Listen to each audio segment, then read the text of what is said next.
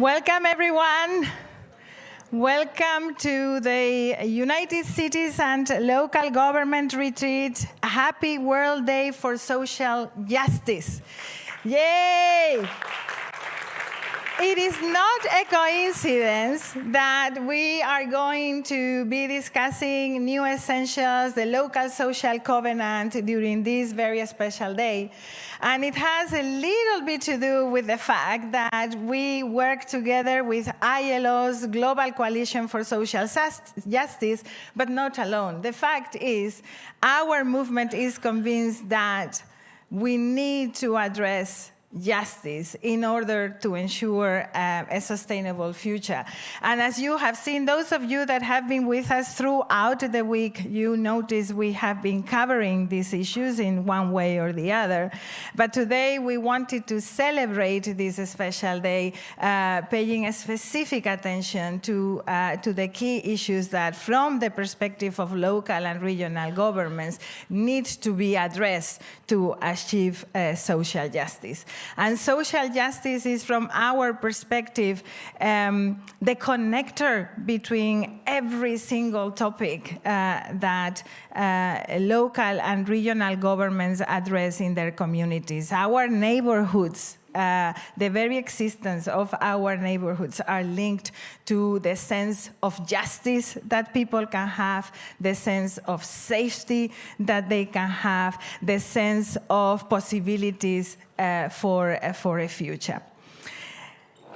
The proposal that we are making today, it could sound a bit complicated, but at the end of the day, it is not. What we are proposing to you is to look at a new type of partnership, an alternative multilateral system, a multilateral system that is locally and territorially driven, that does not wait for the current multilateral traditional system to invite us, but that opens a space for everyone to participate.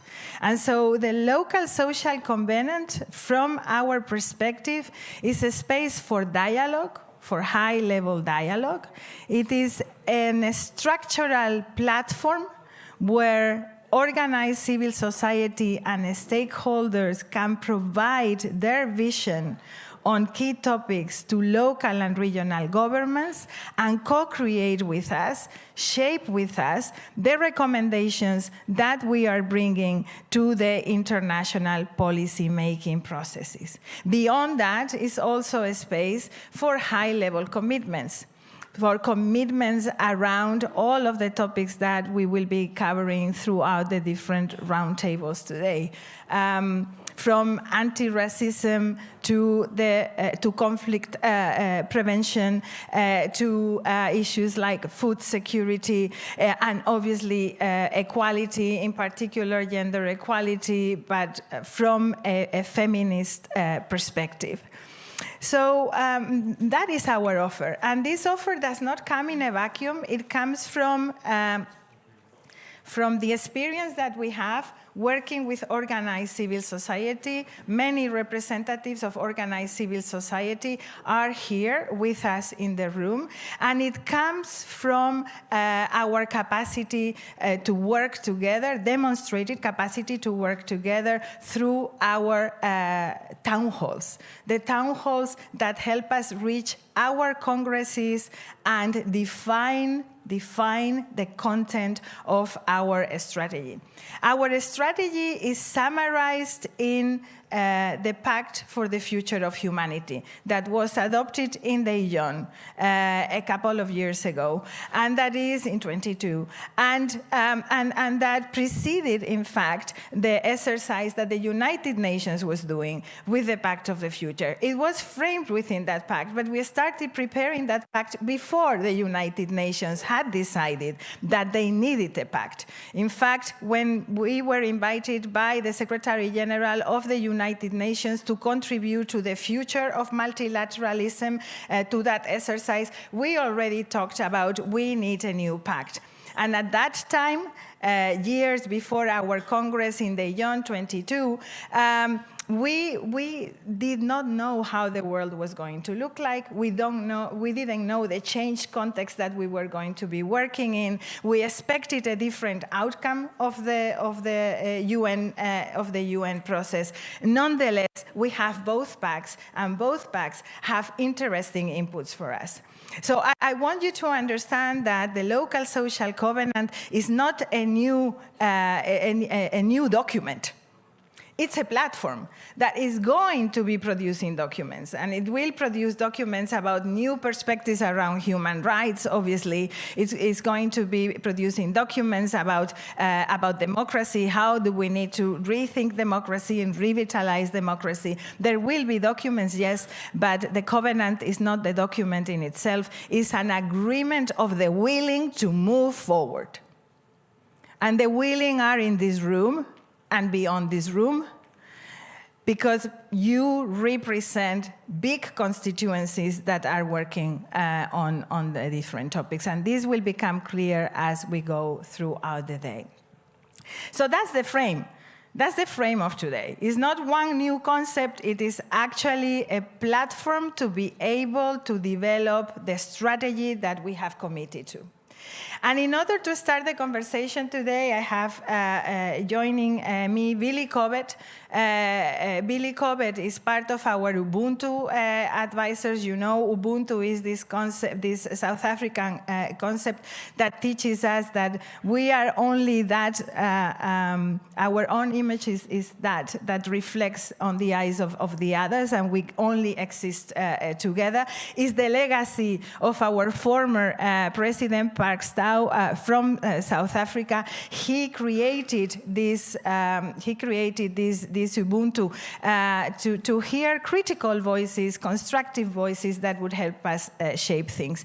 Billy played a very important role in the development of the Pact for the Future of Humanity with the rest of our Ubuntus. Maria Fernanda Espinosa is also an Ubuntu member.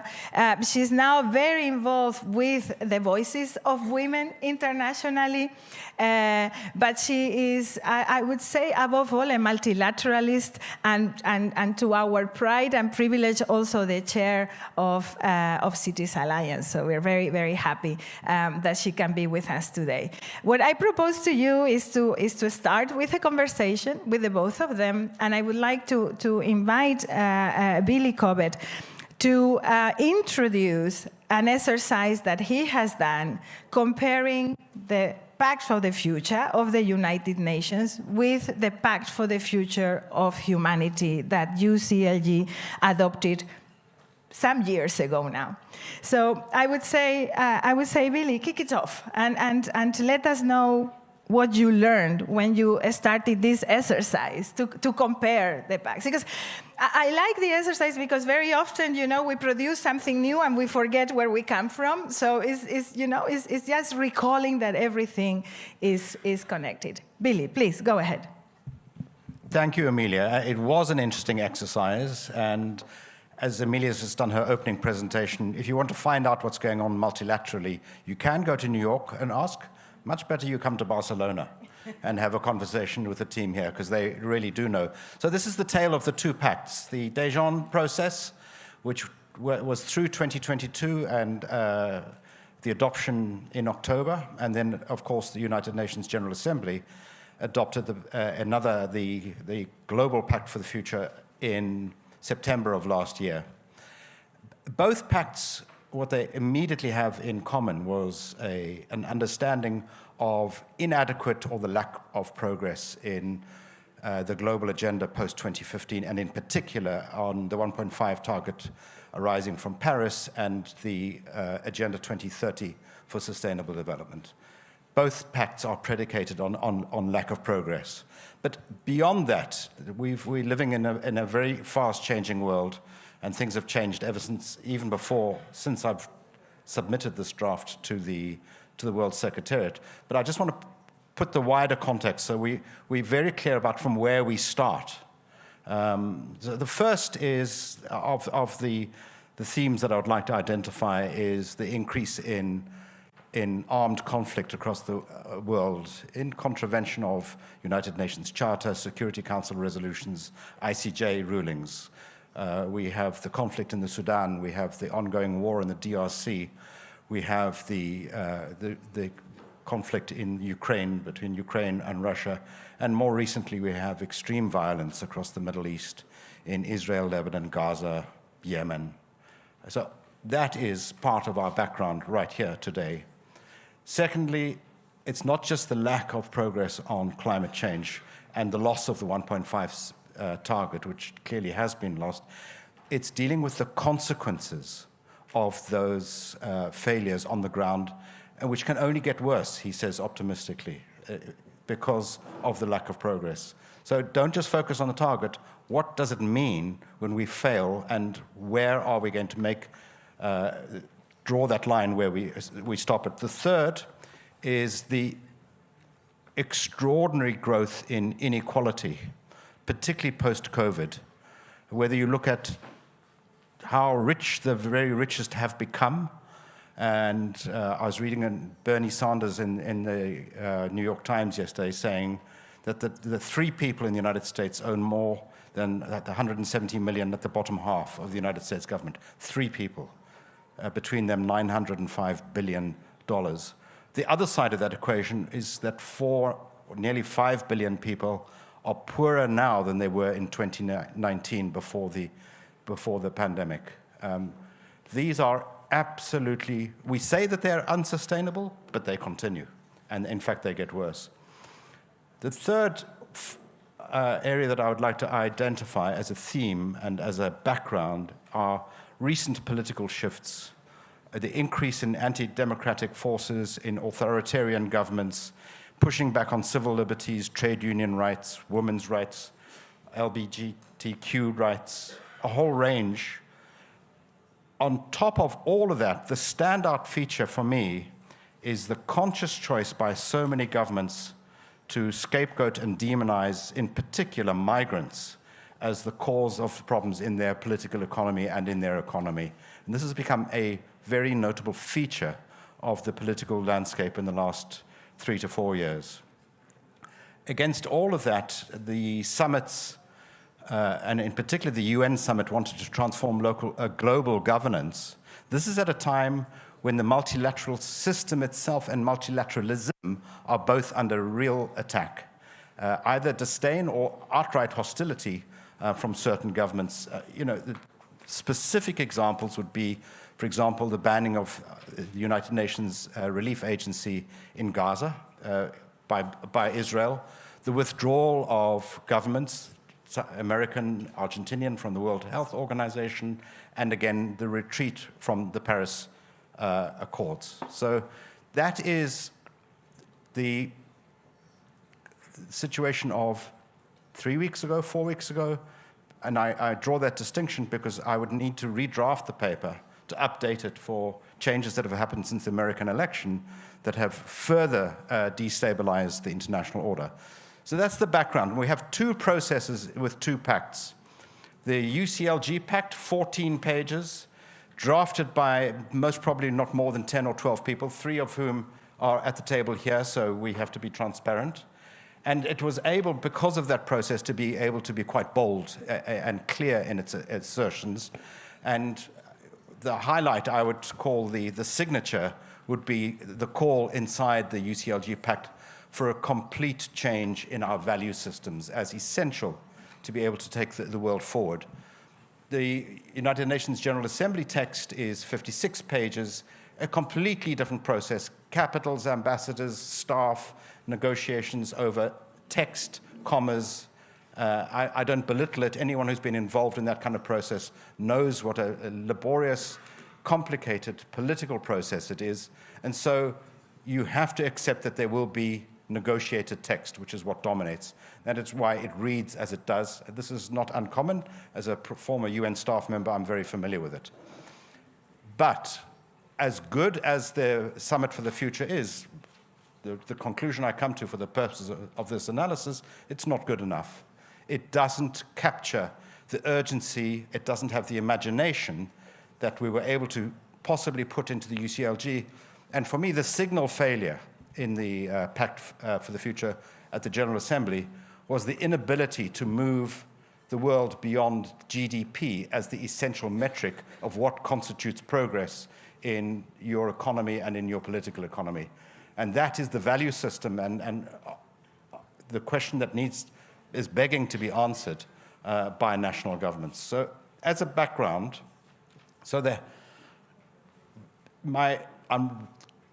my commission was to report to UCLG to this audience. My advice is that in the context, and this has been underlined even further by recent events, I think the local multilateral system is going to have to be very pragmatic. It is going to have to be tactical, and in part it may even need to be defensive, by which I mean not reactive, but be very clear about its red lines, about where it needs to make sure that there is no further degeneration of our status quo. So if I'm going to compare the pacts in two ways. Firstly, at the global level, and that of course gives is the dominant is the General Assembly. And both pacts are based on three different axes. In the case of the General Assembly, it is peace and security, sustainable development, and human rights, which broadly equates to the people, planet, and government, three axes of the UCLG Pact. And not surprisingly, I think there are broad areas of common interest and agreement. The five that I identified and recommend would be, the first is the focus on human rights. Both of them are predicated on a fundamental understanding of human rights rooted in the Universal Declaration from 1948, but of course all the advancements on that since then. The second is the growth of poverty. And poverty is mentioned much more than is the inequality, which is also driving poverty. But the General Assembly Pact is actually very explicit at identifying the eradication of poverty at all forms and dimensions, including extreme poverty, as the greatest global challenge of our time. And so they are very clear about elevating that, and it's hard to disagree with it. This leads, as we will see, into investment in people and in society. And there, the UCLG recurring theme of the importance of ensuring a well-informed and empowered citizenship, I think resonates extremely well with the General Assembly. The third is gender equality as the third common theme. Both pacts are very clear about, although possibly the UCLG Pact is more explicit in also stressing about access to universal education, and particularly for girls, but there would be no fight with the General Assembly. The fourth area, obviously, is climate change and the environment. Both pacts are very strong on this. Article 10 from the General Assembly talks about protecting the environment and encouraging sustainable consumption and production, which is something where local governments and regional governments can make a very direct and effective impact. But it's the UCLG Pact which also stresses how inequality is driving these patterns of consumption and production. And the last area where I think the GA Pact was weaker than I would have expected on migration and the challenge of refugees. And of course, it's not strong in the UCLG Pact, but that is because the UCLG Pact is read also with the Lampedusa Charter, which was the UCLG's contribution to this global debate. In summary, those five themes allow for the local and regional multilateral system and the member state, the national multilateral system, to combine in establishing what should be a normative framework for development and progress in the world today. And there is a lot of scope for collaboration support. It becomes more challenging at the local and regional levels because this is not the focus of the GA, which is talking to and through member states, and also where we see the wide range of issues that are covered in the General Assembly Pact does mean that UCLG members and partners are going to have to affect their choices about making very clear choices. And I suggest in making those choices that these priorities should be chosen against 4 criteria, which we apply. The first is for the local and regional government to make sure that their choices are within their mandate and accord with local priorities. So the agendas must match. Secondly, they are practical and implementable, easy to say, not so easy to deliver. They can be delivered through local partnerships across civil society, but also including the private sector at a local level. And of course, that you have budgetary resources and human capacity, so that local and regional governments clearly stay within, I can call it the comfort zone. So getting very specific out of a wide variety of choices. One more minute. One more minute. The priorities that I recommend that UCLG prioritize with lining up with the General Assembly are, first and foremost, invest in people and ending poverty, strengthening trust and social cohesion, which is Action 6. Action 7, peaceful, just, and inclusive societies. 8, gender equality and empowerment of women and girls. And 10 and 9, looking at the environment and climate change. So they are detailed. The paper is on the website at the moment, so it's a complicated set of arguments. The recommendations all maximize agency for people and local governments and reinforce the spirit of Ubuntu that Emilia has already made reference to. I also want to highlight, in concluding, the importance, and this is increasing importance, and it's a strength of the UCLG Pact, is defending and expanding the local and global commons, because this is what is most under attack at the moment, both in terms of institutions provided for under SDG 16 and in Action 6 of the General Assembly, because this is where the debate around GDP versus the quality of life for all is going to be won or lost, I think, is in protecting the global commons. And in conclusion, I also identify areas where I argue that the local and regional governments need to pay far more attention and get very explicit. I think refugees and migrants I've already suggested. Second is the protection of the media, journalists, and independent sources of information, which have been under very conscious and explicit attack over the last few years. Artificial intelligence, I don't want to open the debate, but we need to be aware of it. And the last one, let me highlight, I urge you to come to a better understanding of the changes in demographics in the world at the moment. The populations in East Asia and in Europe are all below replacement levels. And in some countries, they are going to fall off a cliff in the next 3 to 5 decades. Sub-Saharan Africa is about to go through a population explosion over the next 3 to 5 decades. And this is going to have implications for migration, for economic growth, for human rights, for a whole range. We need to understand them a lot better than we do at the moment. I followed your... Thank you.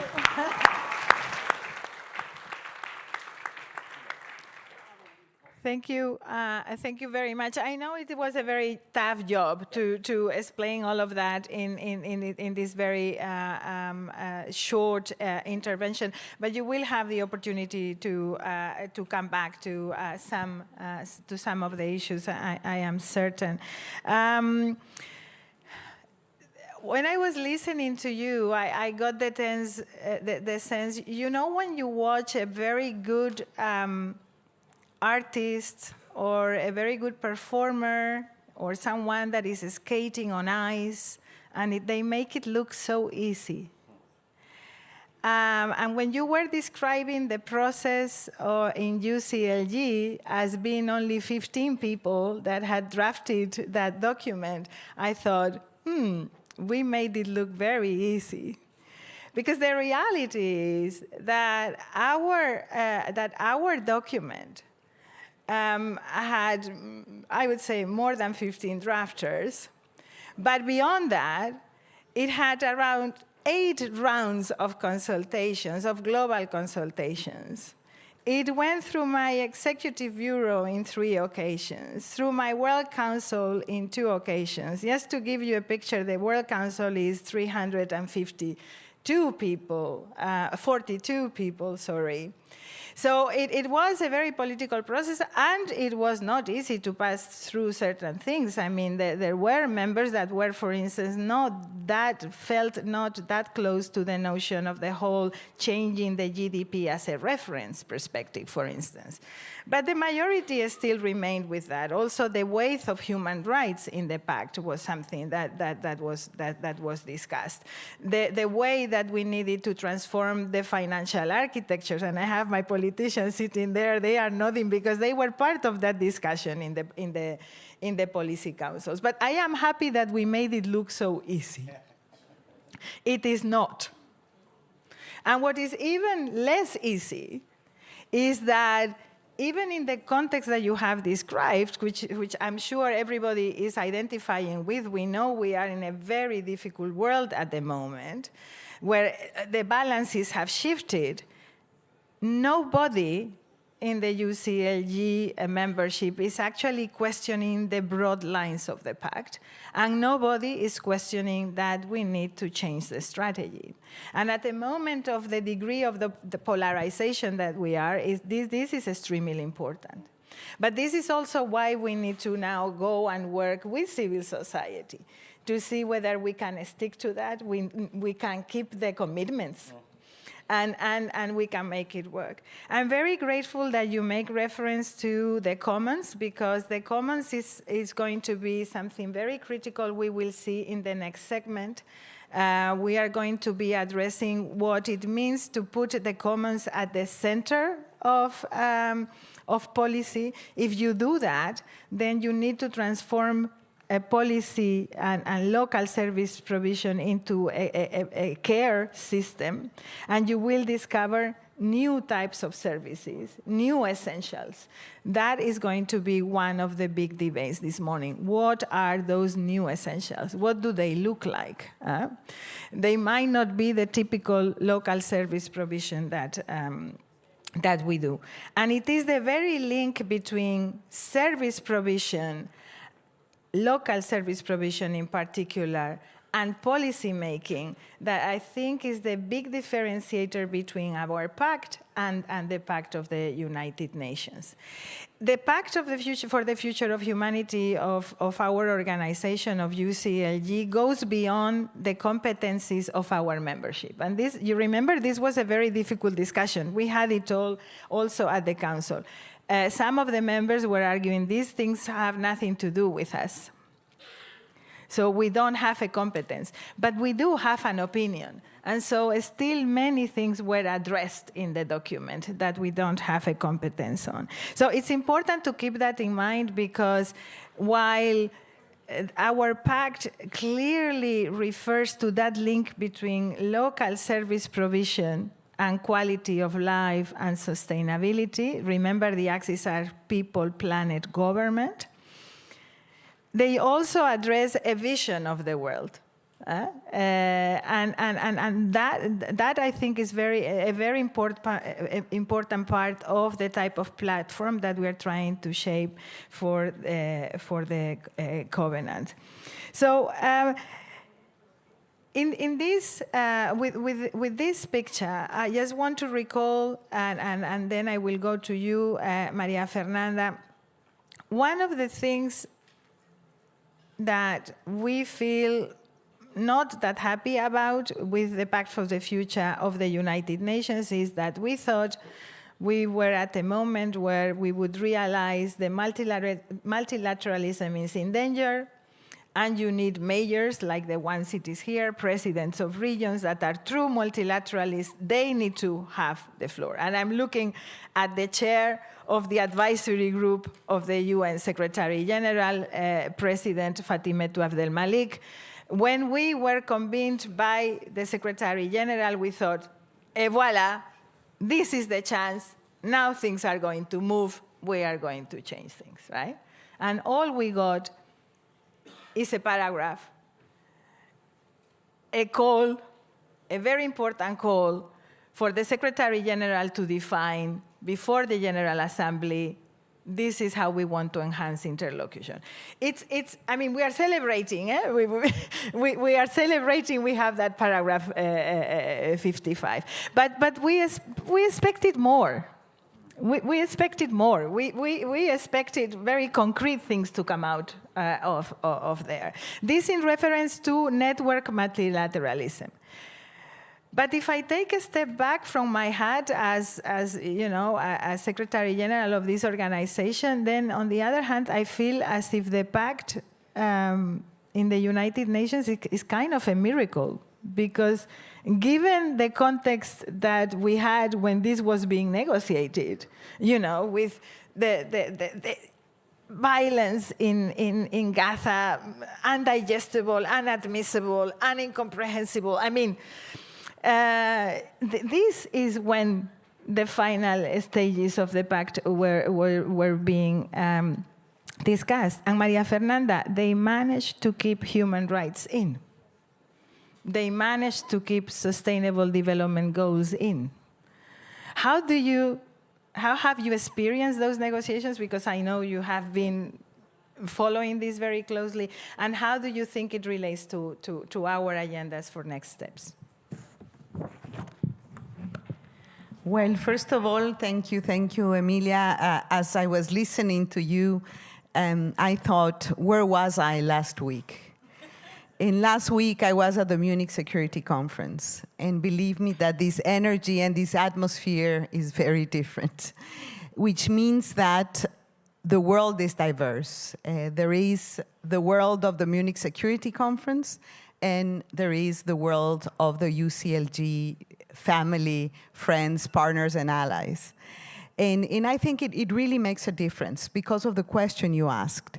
And I think that we need to start, number one, by celebrating the International Day of Social Justice and think to ourselves, what are the things that we can and should celebrate?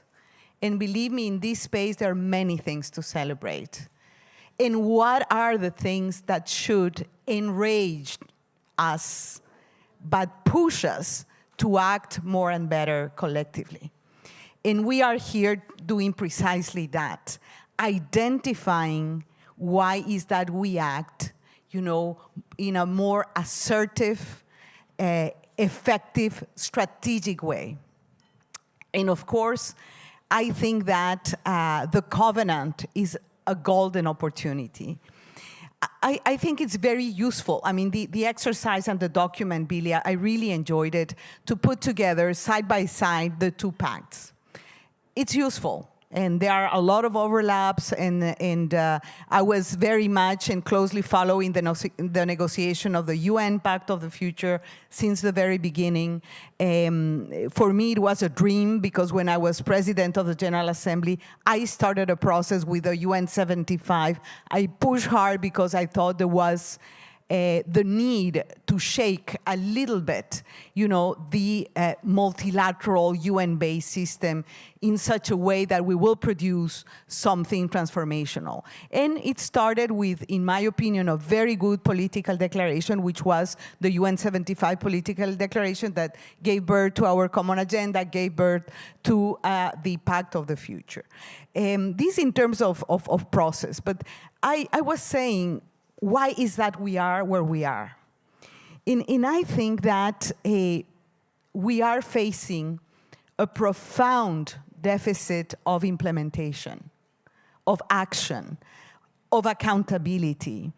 And that in turn translates into a deficit of trust in institutions, of trust in politics as we know it. And for that, how is that you handle a social discontent and social disappointment? You handle it in two ways. And the one way is the go it alone way. Me first, national interest, you hold tight, you know, you look inwards. We are witnessing some of that now.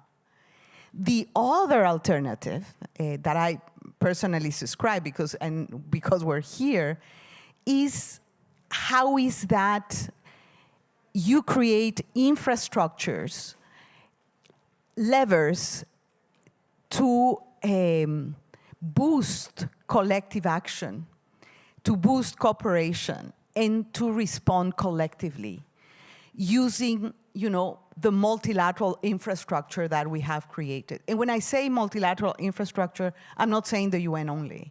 I love the idea of a municipal multilateralism. And of course, when we say that, what are the accelerators? How is that we can respond in a strong, bold, and strategic way collectively to what we are experiencing? And I think that Bill made a list that is super important and valuable here. But again, context matters. And I think that, first of all, we need to adjust strategy and tactics according to the context.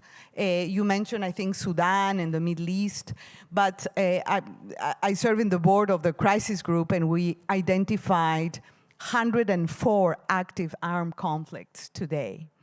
So the nature of conflict has changed. It's not only about two nations fighting. It's more than that. I am a Latin American, and I come from a continent that has been hurt and wounded by organized crime, drug trafficking, and all sorts and forms of related violence. So this is something that we should bring into the context when we strategize collectively and when we think about the need of this new social covenant. I really like also the idea of the new social covenant. We can sit, any of you here, and write a couple of pages which title is the new social covenant or local social covenant. But what I like is this platform, this opportunity to weave narratives and to weave responses strategically to the current situation and context that we live in. And of course, the crisis in the system, the new nature of conflict, inequalities, poverty, the backlash on women's rights, we can, go on and on and on and on. But in here again, the way I see a little bit of this exercise and how is that we create and build this new scaffold called the local social covenant is precisely about, number one, changing the narrative and the metrics. And there, I remember our discussions on going beyond GDP, but going beyond growth. We know as a recovering politician, I can tell you that growth is not an equalizer. It's really not an equalizer. We need new metrics and new ways, to look at social well-being and happiness and rights. And of course, well-being should be grounded in inequality. So how we rethink new development pathways, how these development pathways are resilient, are shock resistant. And that includes not only climate shocks, it also includes economic and political shocks. I think that now we are facing a political shock. And that leads, of course, to redefining the issue of security, of human-centered security, leads to rethinking human mobility and the right to human mobility, looking at the demographic dynamics. It looks at revaluing nature, looks at recreating spaces for caring territories. I really like the work that UCLG has done on care, because care is the future of the economy in a way. It's the only thing, the care economy is the only one that cannot be replaced by a robot, because it's grounded in something that it cannot be, cannot come from a robot, which is basically love. Care economies and territories of care are grounded in love. And I think that's what the future is telling us. Let me ask And I really like that you bring this thing, because only a week ago we were having this conversation in the United Nations about, and a young person, a representative from the youth, asked me, what are we going to do when we don't have jobs anymore? Because everything is going to be done by artificial intelligence. And our answer as representative of our constituency was, yeah, but if we use humans as creative beings, then we don't need to worry about that. And if you put care, and that this is what the new essentials are about, in the discussion on new essentials, then that transforms everything. But that necessitates also thinking about care from a different perspective. So not only from the perspective of the people that need to be cared for or that have some kind of dependency, but putting care in a much broader perspective. That's the exercise that we are trying to do with our journal, which we call the Gold Journal. But let me ask you one follow-up question. Maria Fernanda, we were discussing earlier, this is a context where we thought some of the things that we considered a given are no longer a given. And for instance, we all thought it's a given that the next Secretary General of the United Nations is going to be a woman. We don't know who, but that was a given not so long ago. Do you still feel like that? Do you I mean, coming back from Munich and having all of these inputs? Well, I think we are living a moment of transition, what I call it the VUC moment, VUC standing for volatility and uncertainty and complexity. And things are changing. What doesn't change is our agenda and how to refine our agenda according to the changing conditions. Yes, from GWL Voices, the organization I lead, we had this campaign, Madam Secretary General, and well, basically we thought it was something we needed to say, but it was pretty much obvious. Exactly, it was obvious. But believe me, in the times we live in today, it's not obvious. The international trade regime is not obvious anymore. International law is not obvious anymore, and which means that, again, it is time for creativity, to be enraged, but also to be creative and strategic. Yeah. And we used to say, when I was very young, that we need to profundizar las contradicciones, no? So something big would emerge from this contradiction in crisis situation. Yeah. And I think we are living a moment like that. Yeah. And let me perhaps just, with something that stayed in the previous part of the conversation, when Billy said, we should abide by the mandate of local governments. In the world of today, more and more, I think the mandate of local governments, it's global, it's needed, it's multilateral, and if there is a space where there is new thinking about reforming the international financial architecture, reforming the metrics to measure well-being and development, to measure, for example, the setback on women's rights and gender equality and how to respond. All of this, has to come from the local spaces of power.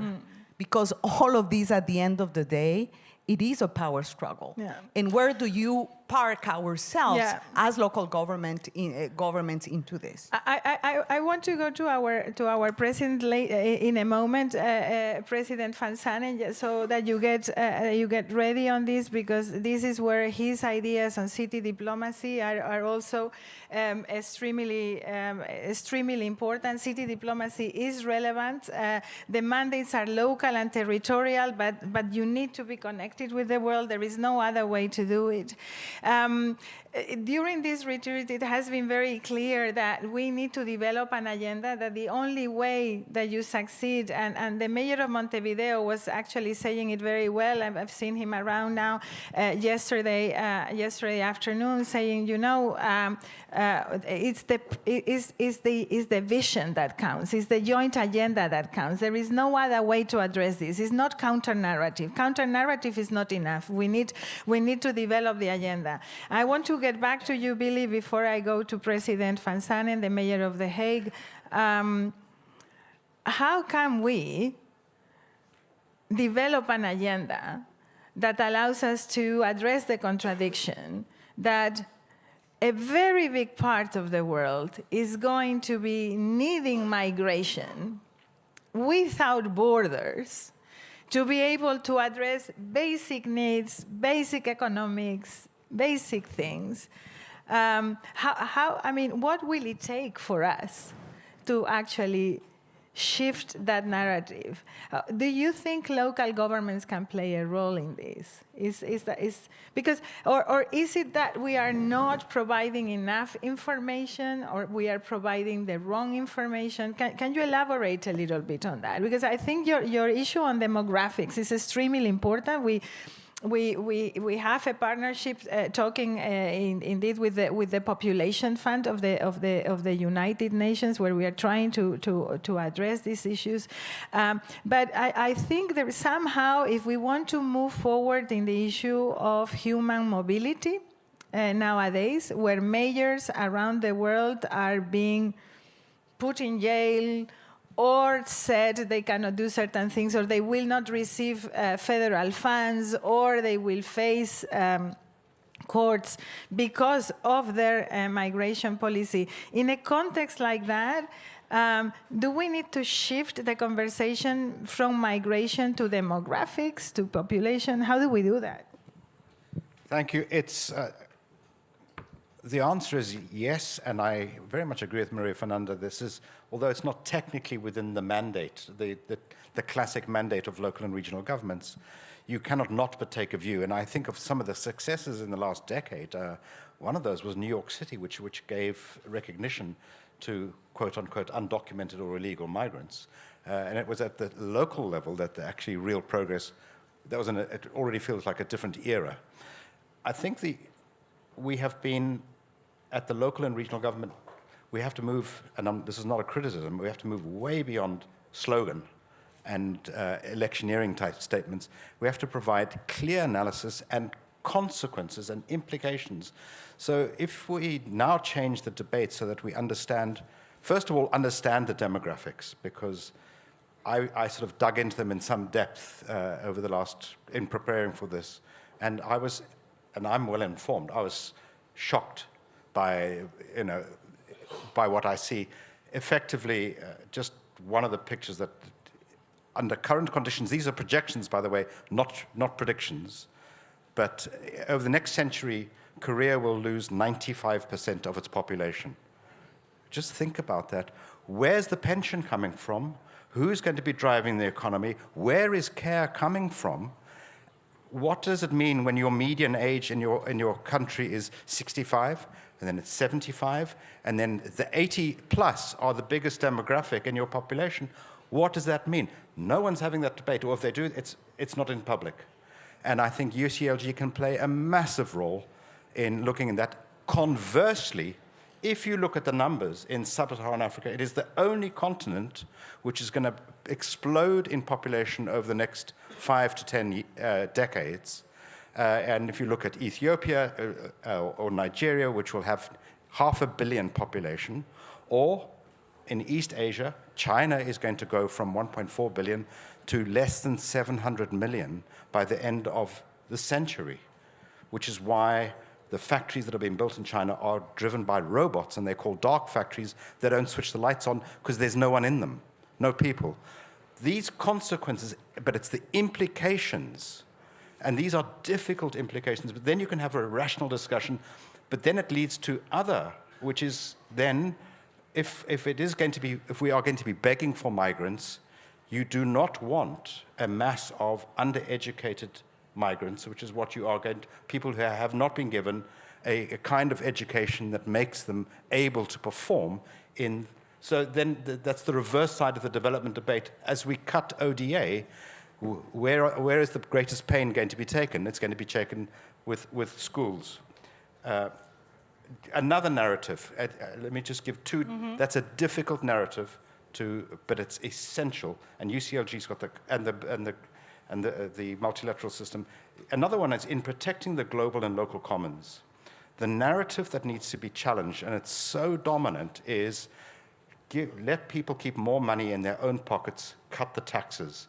Every time taxes are cut, it is services to the poor that get whacked the hardest, and the taxes, the beneficiaries are the wealthiest. So I can see a narrative whereby the local and regional governments say, we are making the case for people to make their contribution and pay their taxes. That is a campaign very few politicians want to take. Yeah, and this is part of the discussions. I was discussing this with the representative of NAND, who co-chairs our policy committee on local finance. What kind of messages do we want to bring to the International Conference on Finance? Of course, our usual narrative is we want more access, but it's not only about access. It's about different type of investments. And this is very linked with that. And it's different types of investment because of something that also our members from Ecuador always bring to the table, also from Bolivia. The decision to stop digging or to stop mining or to stop using certain resources needs to be seen also as an investment, not as a cost.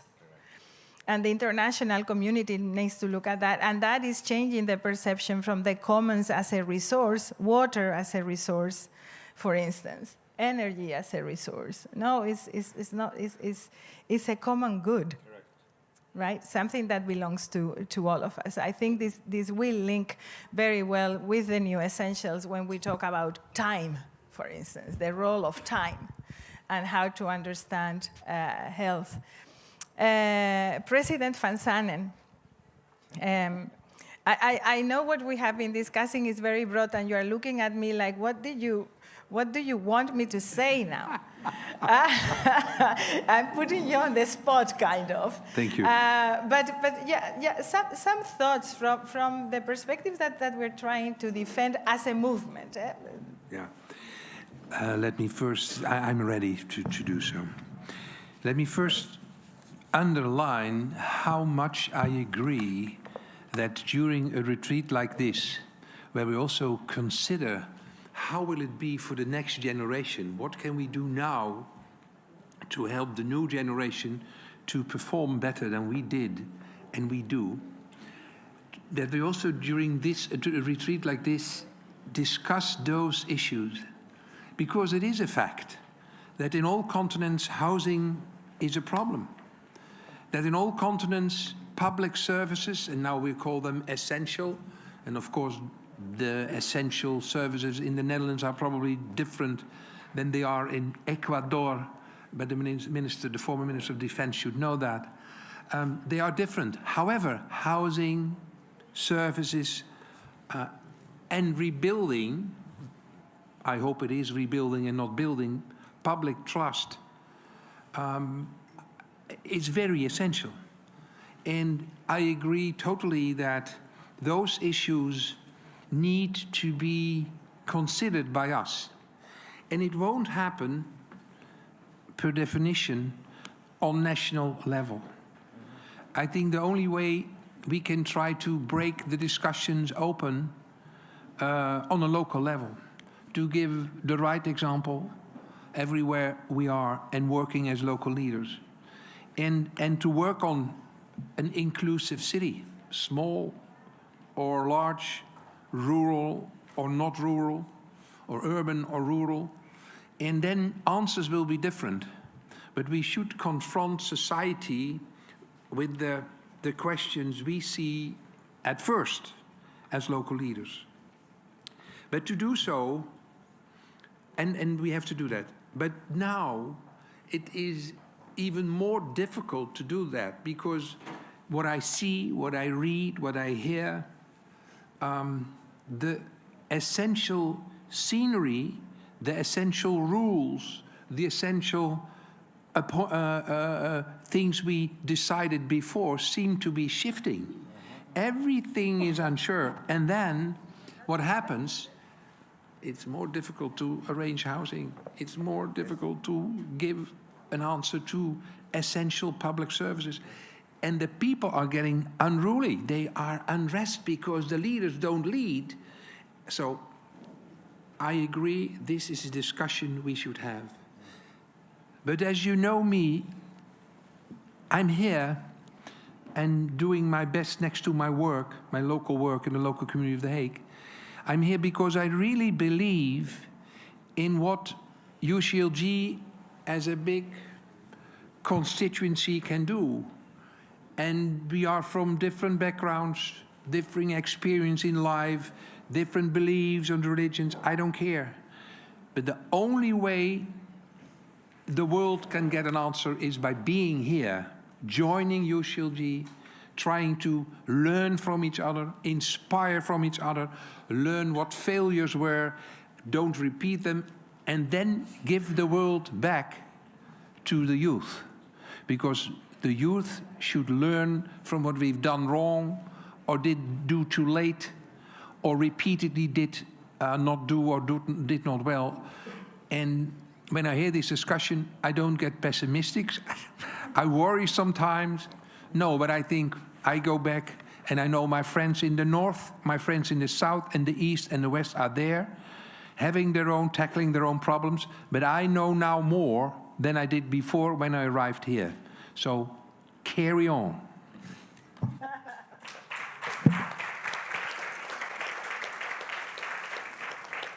Thank you very much, President. It's always encouraging, and I like that you have put it in this way, that I'm doing my best next to my job.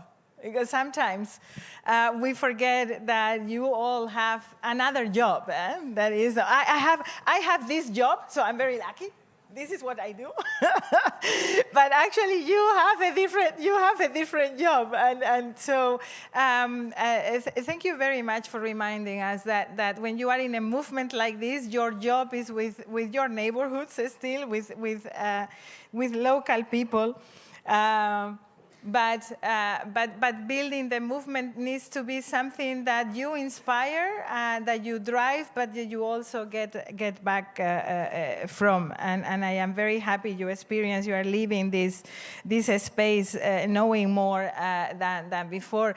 Allow me to take the opportunity to also acknowledge the efforts that we are making to break some of the barriers and to ensure that we build new bridges. You are sharing the table with the Director General of the Arab Urban Development Institute sitting there. And he has come actually because we are organizing together the Euro-Arab Conference of cities.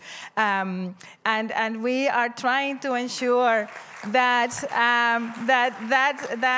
moment is well populated and that joint agendas are built together. That is very much part of what we do. And I was saying yesterday, when you look at the room, you might think it's not very diverse, but when you dig into the different tables, it is very, very diverse. Very grateful for the colleagues of Amman to be with us and many, many others. We need to start wrapping up so that we can get to the next segment. I want to open the floor. If there are a couple of comments or issues that you would like to share, do please feel free to address this. Billy, Maria Fernanda, any additional thoughts of how to tackle meaningful partnerships, how to shape this space, this structural debate. I mean, you have been with us and accompanying me personally in this path to open up those spaces. Both of you, I mean, Billy, you were the director of Cities Alliance. I know the current director of Cities Alliance is there. Cities Alliance opened us the space to many meaningful partnerships, including that with Slum Dwellers International, not only, but a very meaningful one.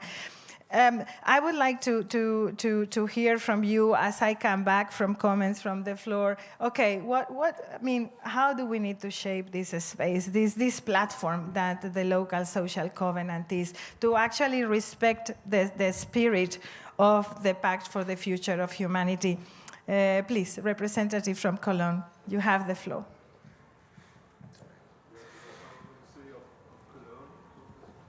It's working. So, first of all, we are a proud member of the Human Rights Campaign from UCLG. So we joined it after the meeting in Dijon. And by example, we also created a Human Rights Defender Scholarship Program. And we enlarged our budget in our city. And we put the human rights in the guidelines of our city diplomacy with our 23 sister cities all over around the world. And we exchange with our sister cities about women rights, about LGBTIQ issues, climate justice, city participation. And we bring as well together the NGOs in our sister city with the people, with the NGOs in our cities. I think this is also very, very important, and that is a role we can play as cities representatives. So we are ready to get involved in the campaign from UN, also in the international networks. And we have our experience, but always, as cities have, as all cities, restricted budgets. So, but we have the experience, and we are ready to join you also with our staff from City of Cologne. So thank you. Thank you very much. Thank you very much for that commitment. We certainly hope that Cologne can play an active role in the local social covenant and link it up with our campaign. Any other hands at this moment from the room? If not, I'm going back to you. What do we need to do to make it? Voilà, allez-y. Good morning, everybody. I will speak in French. Do you need? D'abord, je voulais dire un grand merci aux personnes présentes pour ce rapport et ces explications, car c'est vrai que c'était important d'avoir cette comparaison entre ces deux pactes. Ça nous apporte vraiment des constats très clairs sur la situation dans laquelle on est. Il est vrai qu'on s'est engagé collectivement depuis des jongs à des actions très fortes auprès de l'ONU, auprès des acteurs du terrain sur tous nos territoires. Et on voit bien que malgré tout ça, les modèles en marche, les modèles qui sont en œuvre en ce moment produisent toujours les mêmes effets. Toujours plus d'inégalités, toujours plus de pauvreté, de la migration et donc de l'injustice à l'échelle globale. Et moi, ce que je retiens de ce qui est dit ce matin, c'est l'intérêt, en tout cas pour nous, à CGLU, de revenir profondément à nos fondamentaux, et à savoir la dignité humaine, qu'elle soit au centre de nos réflexions, la dignité humaine dans un environnement beaucoup plus protégé, environnement global, des personnes et de la planète. Et je crois qu'il est important aujourd'hui vraiment de reposer ça comme fondamentaux de notre action, et qu'on construise nos partenariats sur ces fondamentaux. Ça me semble d'abord essentiel.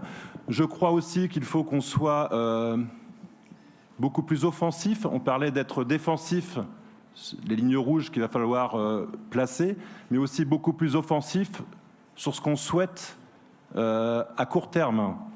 Car on voit que les échéances arrivent, que la planète va mal et que les objectifs fixés n'ont pas été atteints. Donc il va nous falloir poser des priorités claires et pragmatiques, avec des objets qu'il va falloir collectivement définir, sur quel sujet on veut agir, comment, où, et qu'on fasse coalition à l'ensemble des partenaires pour avoir des résultats efficaces.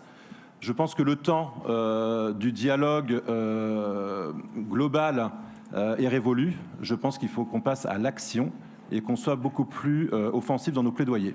Merci. Non, mais merci bien. C'est intéressant ce que vous disiez parce qu'en fait, je suis tout à fait d'accord que c'est le temps de l'action, c'est vrai. Et je pense que ça, c'est les valeurs ajoutées qu'on a comme multilatéralisme local, qu'on peut en fait faire des choses très concrètes. Et donc, c'est donner l'espace pour dialoguer, pour développer des politiques, des stratégies. On peut le faire, mais toujours avec l'objectif d'échanger les choses chez nous. Hein? Et c'est ça l'opportunité de partenariat qu'on a. C'est les valeurs ajoutées, en fait, qu'on a. Donc, merci bien. And in fact, I do feel that this is what the multilateral system is missing. The multilateral system is developing many rules, but at the end of the day, they are not complying with the rules, and that is what we have lost, right? We have lost trust because we have seen things, unimaginable things happening, and it's not that someone went off the script, but that nobody corrected them back into the script. We don't have the means to do that, right? So I think that's the difference of what we are offering here. Final remarks from you two to go to the next segment, please. Bon, et... Ça marche? Ouais. Non, j'allais vous remercier par votre appel à revenir aux fondamentaux. Et je crois qu'il y a des fois où il faut se souvenir pourquoi nous sommes ici. Alors, merci. Et votre appel aussi à l'action, je crois que c'est bien nécessaire à ce moment-là. Je vais maintenant parler en espagnol, non, en anglais. En anglais, je vais, oui, peut-être en anglais, et peut-être en anglais pour dire three things. And number one, it's an anecdote, very short, Emilia. The anecdote is, when the two co-facilitators for the UN Pact for the Future were appointed, I visited them, and what I brought with me was the UCLG Pact. And to Michelle and to Guy Ryder, everybody had a printed copy of the pact. I'm saying this because sometimes you are so much looking at the dynamics that you don't realize the impact you have. And this is real, you know, and I saw in Antje calling the team that was going to help her and say, well, let's look at this. This is important. I see that there are things, which means that to come early with the UCLG Dijon Pact meant something. And the comparison you did is extremely useful, but meaning that there is a lot there in terms of substance, in terms of the political vision, that I think that in some way, the UN Pact owes to the UCLG Pact. And that's why all these, Number two, I think that with the social summit coming at the end of this year, there is a golden opportunity to go one step ahead and to come early, still. Because the process is ongoing, intergovernmental negotiations take long, but I think it is time now to come, using the word, the essentials, with a list of the essentials we would like to see in the outcome of the social summit. And I think this collective is well placed to do that. Billy came with some themes, I came with other issues, et cetera. So in terms of process, I think it's now or never kind of moment. I think the local social covenant is an opportunity and to inform the process, but also to do something that it's vital right now. We need several nationally and locally based local social pacts. We need to restore the social fabric.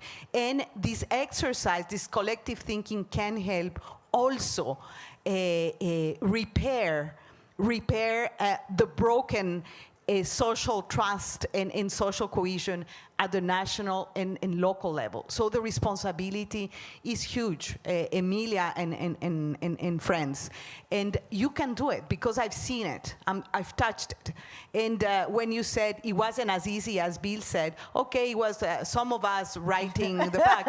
Yes, but I also remember, and I have it, the last versions with the track changes of that pact. I couldn't even follow anymore. It was, 10 colors and here and there because of the consultations that were happening in the constituency. So it's not as easy as it sounds, but it's a call. It's a desperate call to say, you can do it, you can influence the process, you can make it happen because it's needed. And coming back to the gentleman saying, we cannot be reactive, we have to be proactive. This is a time to be proactive. And just to close, in times of artificial intelligence, what we need to do is double down on human intelligence. Since, yes, creativity and empathy, and be who you are, because we need a lot of homework ahead of us. Thank you very much. And you don't find that speech in ChatGPT yet, but maybe it comes up tomorrow, that in ChatGPT still it will not have your passion nor the support of this room. So that is something to take into account. Hopefully tomorrow we will address a little bit that issue of the impact of artificial intelligence in our work as a network, because it does have an impact. Billy. I'll end quickly. I take very much Maria Fernanda's point about the lack of delivery having a huge impact on trust. And in the framework of changing the narrative, something I don't think it's mentioned in either pact is the 15-minute city.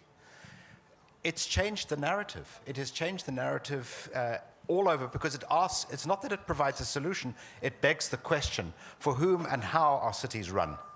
And there are different answers. So that's a very good example of a very practical way, and the 20-minute neighborhood, which for smaller towns like the one I live in. That's the one. The second is in the United Nations General Assembly Pact, there's Action 6, getting technical, points to what the President mentioned, which is housing, access to formal, affordable housing. Housing, if delivered, is a proxy for legal recognition, human rights, access to services, and economic opportunity.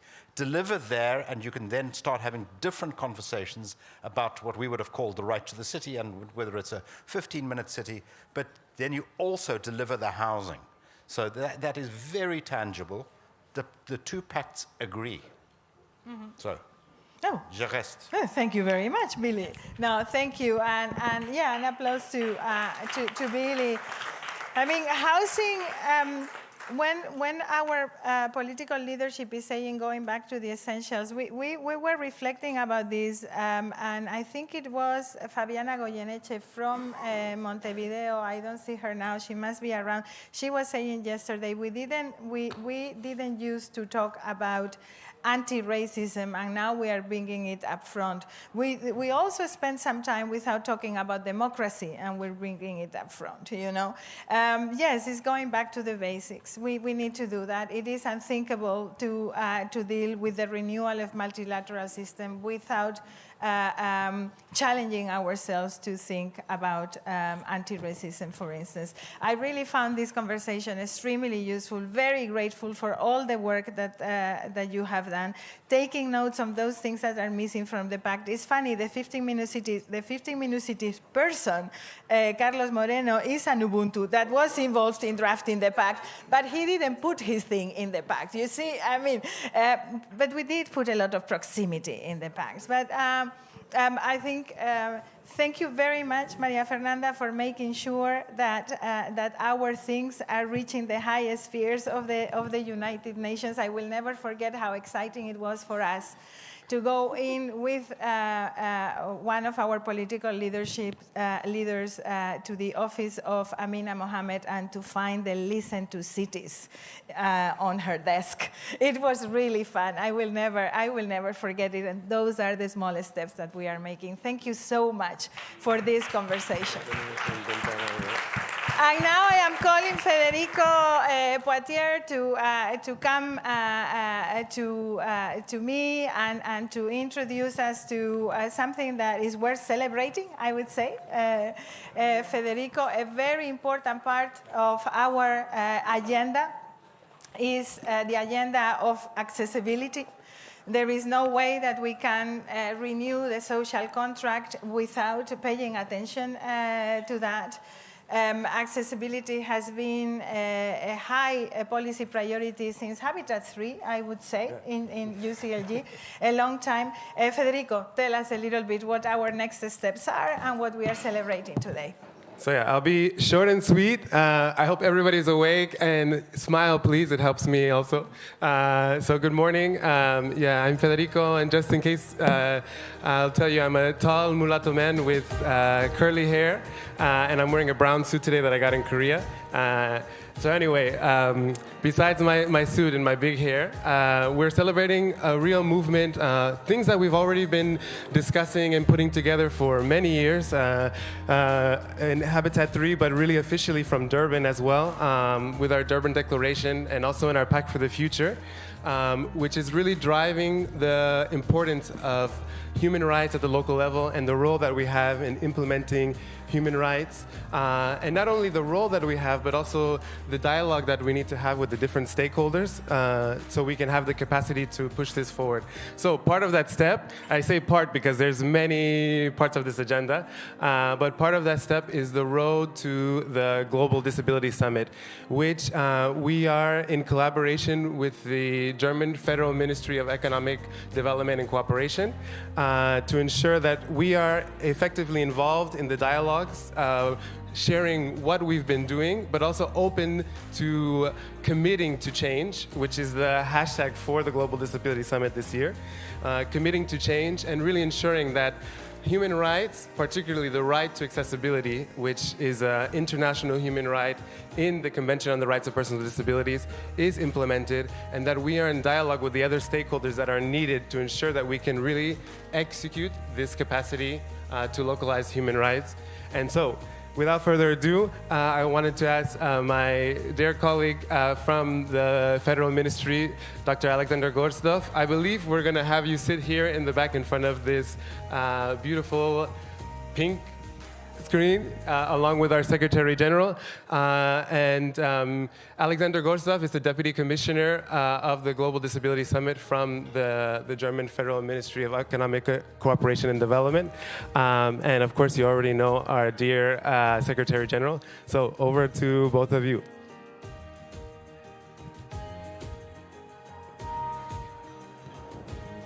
Thank you. It's an honor and a pleasure to be in such an esteemed and, let me say, nice circle here.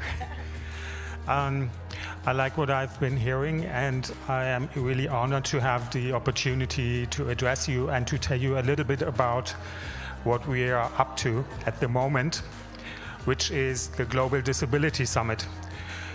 As you might know, disability inclusion affects about or more than 1.3 billion people in the world.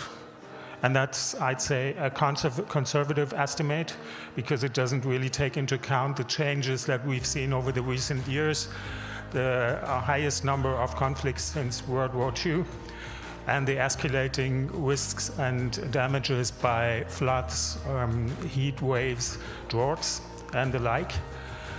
And so this is a huge part of the world's population, and one of the essential areas where we see if we really do not leave anyone or no one behind, because those are part of the weakest of the marginalized groups that there are. So disability inclusion is a question of rights, but it's not only that, it's also a question of sense or sensibility, because it's simply a very costly idea to leave those people behind. It's estimated that disability exclusion costs countries around 7% of their GDP. And if you break that down to the opportunities or the lack of opportunities that you have in an urban area which is not accessible, where schools are not accessible, where health services are not accessible, then it's easy to understand why. And also if you take into account the care economy that has been mentioned earlier, because disability also draws resources from those around the person that has it. So if a spouse or a child or a parent can't really go to work, can't really go to school or university, that affects much more than these 1.3 billion people. Okay, luckily, we have a UN process for disability inclusion, which is the UN CRPD. I think it got into effect roughly in 2007. Almost all countries of the world have signed and ratified it, and you might think we are in a good way because of this. It's true in part. We are better off, I think, than in 2009. But at the same time, we're not there. And the recent crisis, the COVID pandemics, the conflicts I mentioned earlier have brought us much more back. So the task of leaving no one behind and of benefiting from what can be gained by disability inclusion is still there. With this in mind, the Global Disability Summits have been created in 2018 by the government of the UK and Kenya, and the International Disability Alliance, which is sort of the roof association of organizations for persons with disabilities, I'm sorry. And since then, this has become a global mechanism to raise commitments for disability inclusion. There has been a second Global Disability Summit 2022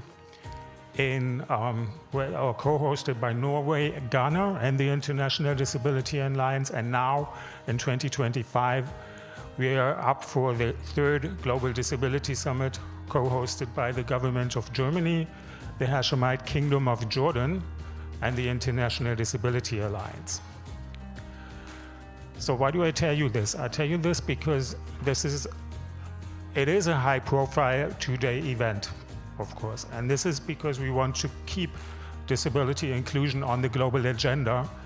So by having high-level participants, ministers, head of states, head of international organizations, mayors, convene, we get this visibility on the global agenda, and we seek to influence it. But it's something that's not meant to be over after 2 days of convention, because at the center is this commitments mechanism which aims to bridge the gap between talk and action. At the center is that anybody who's at the Global Disability Summit, or any organization, any state that's at the Global Disability Summit, commits to concrete steps advancing disability inclusion in their domain of agency. This is essentially a very easy thing, because when you think about it, if you want to achieve something, you set yourself a goal. If you mean it, you make a plan on how to achieve it, and if that plan includes steps to go there, and if you're really, really serious about it, then you publicize that plan. This is what essentially a commitment is. A simple 3 sentences about telling you where you want to go, what you are going to do about this, and when you want to achieve it. There is a database created for the Global Disability Summit where all these commitments can be entered. We feature the most relevant or significant commitments on stage and the global spotlight in Berlin. And after each of the Global Disability Summits, there's a reporting process where you can report on any advancements that you have made, and again, gain a bit of spotlight on that and inspire others with this being part of the world avant-garde. One last sentence on why I'm here. When I set out with this, I didn't imagine to be in touch with so many mayors and cities, and with the issue of cities anyway, but it sort of forced itself upon me, because when I asked persons with disabilities what the most important things were around the world, and we consulted with lots of countries and donors, and international organizations and governments on different levels. What came up frequently were urban areas, because that's where more than, like with any other group, basically, more than 50% of those 1.3 million live. Cities are much more at hazard if conflict or disaster strikes, because everything is so concentrated. And by 2050, I think much more of the population is going to live in cities. And also at the World Urban Forum, I heard that almost 60% of the buildings that we will have by 2060 are not yet built. So we have this huge opportunity now to achieve something.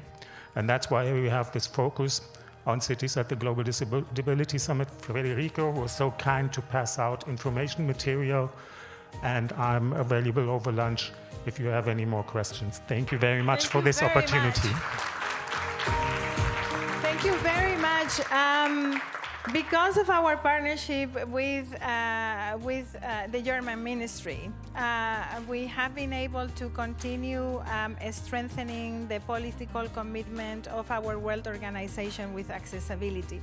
Our accessibility community, which is a very diverse and close community, is very committed to the summit. We have had learning seminars a couple of weeks ago. We look forward to having a high-level dialogue very soon. And UCLG is actually reinforcing its commitment. And I want to go through this commitment because it emanates from the mandate that the political leadership of United Cities and local governments have given us through the Pact for the Future of Humanity, and then a little bit of a surprise from the World Secretariat. So UCLG commits to strengthen our members, undertaking the capacity to localize the UN Convention on the Rights of Persons with Disabilities through training and pilot programs with our global community of practice on inclusive and accessible cities and territories. This is something we have been doing, but our promise is we'll keep doing it and we'll enhance the work. We also commit to progressively monitoring how accessibility is included in our annual budget. And in the same way that we are monitoring how much we are investing on equality by tracking that down, we want to do the same with this issue on accessibility. I need to consult my political leadership on how much that is going to be. We have some ambition, but I will only be able to release that in the Executive Bureau, which is very close to the summit. But our commitment is to continue training, continue making capacity, continue advocating, but also putting the money where our mouth is. Thank you very much for joining us. Thank you. And thank you for that partnership with the government of Germany, which actually has allowed us to increase the group of people that we talk to about accessibility. Who knows, there might be more in the making. As you see, our partners are very diverse, and I am now very pleased to join this table with my dear friend, the CEO of the South African Local Government Association, Sithole. Thank you for agreeing to facilitate in this segment. I would say it's a heavy responsibility because it is one of those segments that really compresses the expectations of what we are trying to do, this notion of new essentials. Thank you very much for taking on the challenge. We are in your hands.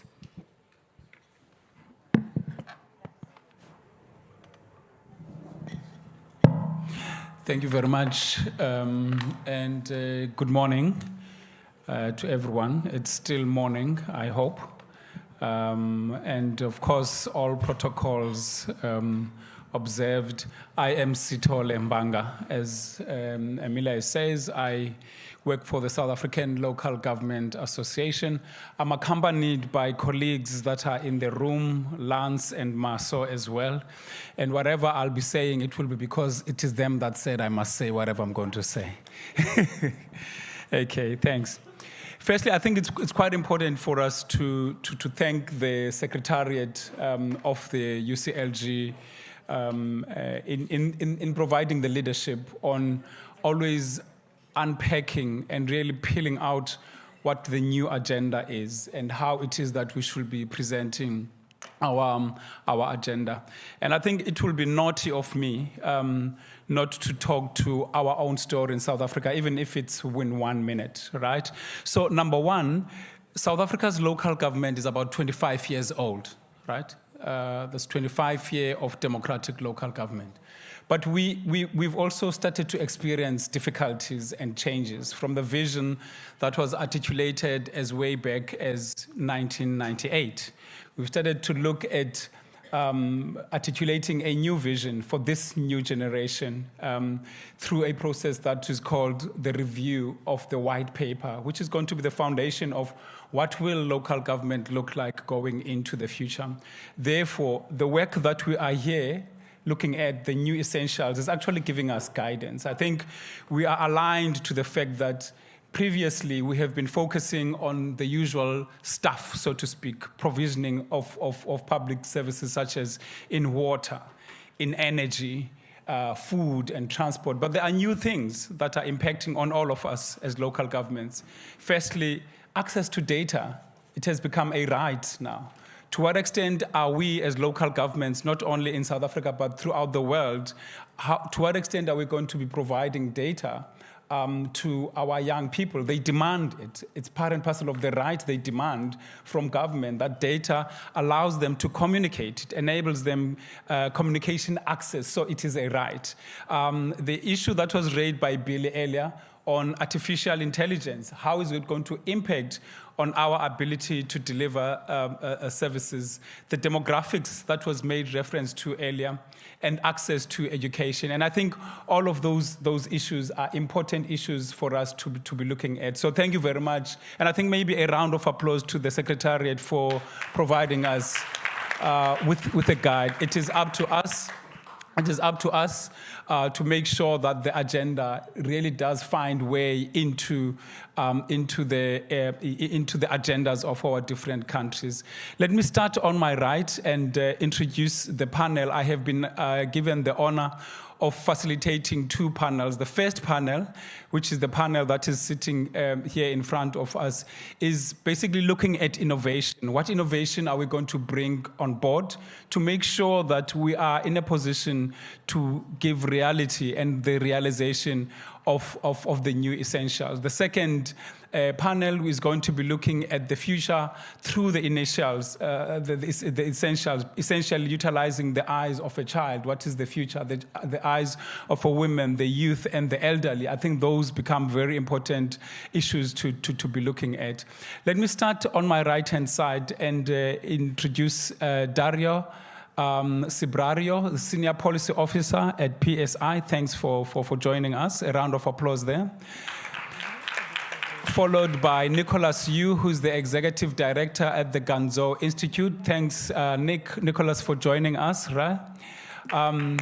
Then the third panelist is Marta, who is the Director at Time Use Initiative. Thanks for joining us as well. And lastly, it is Joseph Mayoral, who's the President of Health and Social Consortium in Catalonia. Thanks very much for joining us. I'm going to say it in English. If I try to say it in another language, it might just be a problem for me. We will have an intervention by Claudia at some point once the panelists have made their comments. And the central question that we are going to be asking, and perhaps I must start with Marta, is how are local governments innovating in their public service provisioning, given the new demands that are placed on them? Let me start with you. Thank you. Thank you very much. It is an absolutely honor to be here with all of you. We joined the network less than 1 year ago, so this is the first time that we are participating, but we have huge expectations to work together with all of you.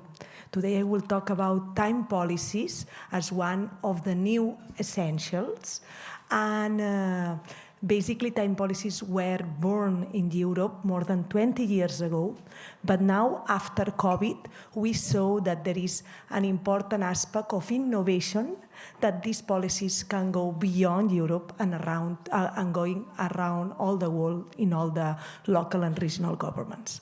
So today, as I was saying, our objective, answering to your question, is to considering time as a new essential for local and regional governments. Let me start making a question to the audience, just to see if we have a problem of time or not. Yeah. I would like to know how many of you have said in the last week, at least one time, I don't have time. I need more hours in the day. I am stressed. Can you raise your hand? Yes. It looks like it's the whole hall. It's everybody here. Okay. So usually when I launch this question, this is the answer. So I think that this reflects that time is not anymore an individual problem. We don't manage badly our time when everybody manages badly their time, right? It's a collective problem. And being a collective problem means that local and regional governments need to tackle this problem in the agenda and address it to time policies. Okay, and that's what I will try to explain to you today with some data, as you were saying. Yeah. People are demanding data, but also explaining some innovations that have been done by other cities. Okay, so let me start by data. Currently, is it estimated that around 1 to 2% of the GDP of a country is lost because the lack of sleep. We don't sleep enough. And this affects our creativity and our productivity and our mental and physical health. One reason to be a problem, okay? The second one, I don't know if you are familiarized with the topic of time poverty. Time poverty means that you don't have time for yourself after doing the basic needs, which are a part of eating and sleeping, also having work, a paid work, and to care about yourself, about others, and about your community. So if you don't have time for yourself at the end of the day, you have time poverty. At the moment, it's calculated that more than 30% of women in the world have time poverty, and around 20% of men as well. So again, it's a general problem that affects us. To a couple of data more that I would like to share with you. Billy was talking before about the demographic challenge. And it's true that we are facing a problem with the number of children that we are having, especially in Europe and in the more Occidental countries. The birth rates are going down. And this also, when you ask the people why they don't want to have more children, they say because they don't have time to take care of them. So again, this affects our demography. And the last thing that I will say is probably in most of your cities, if you look at the statistics, you will see that citizens spend between 10 to 20% of their day on commuting. Again, this is because we don't consider time as a factor of innovation, of well-being, of care around the cities. We need to put time in our public services agenda.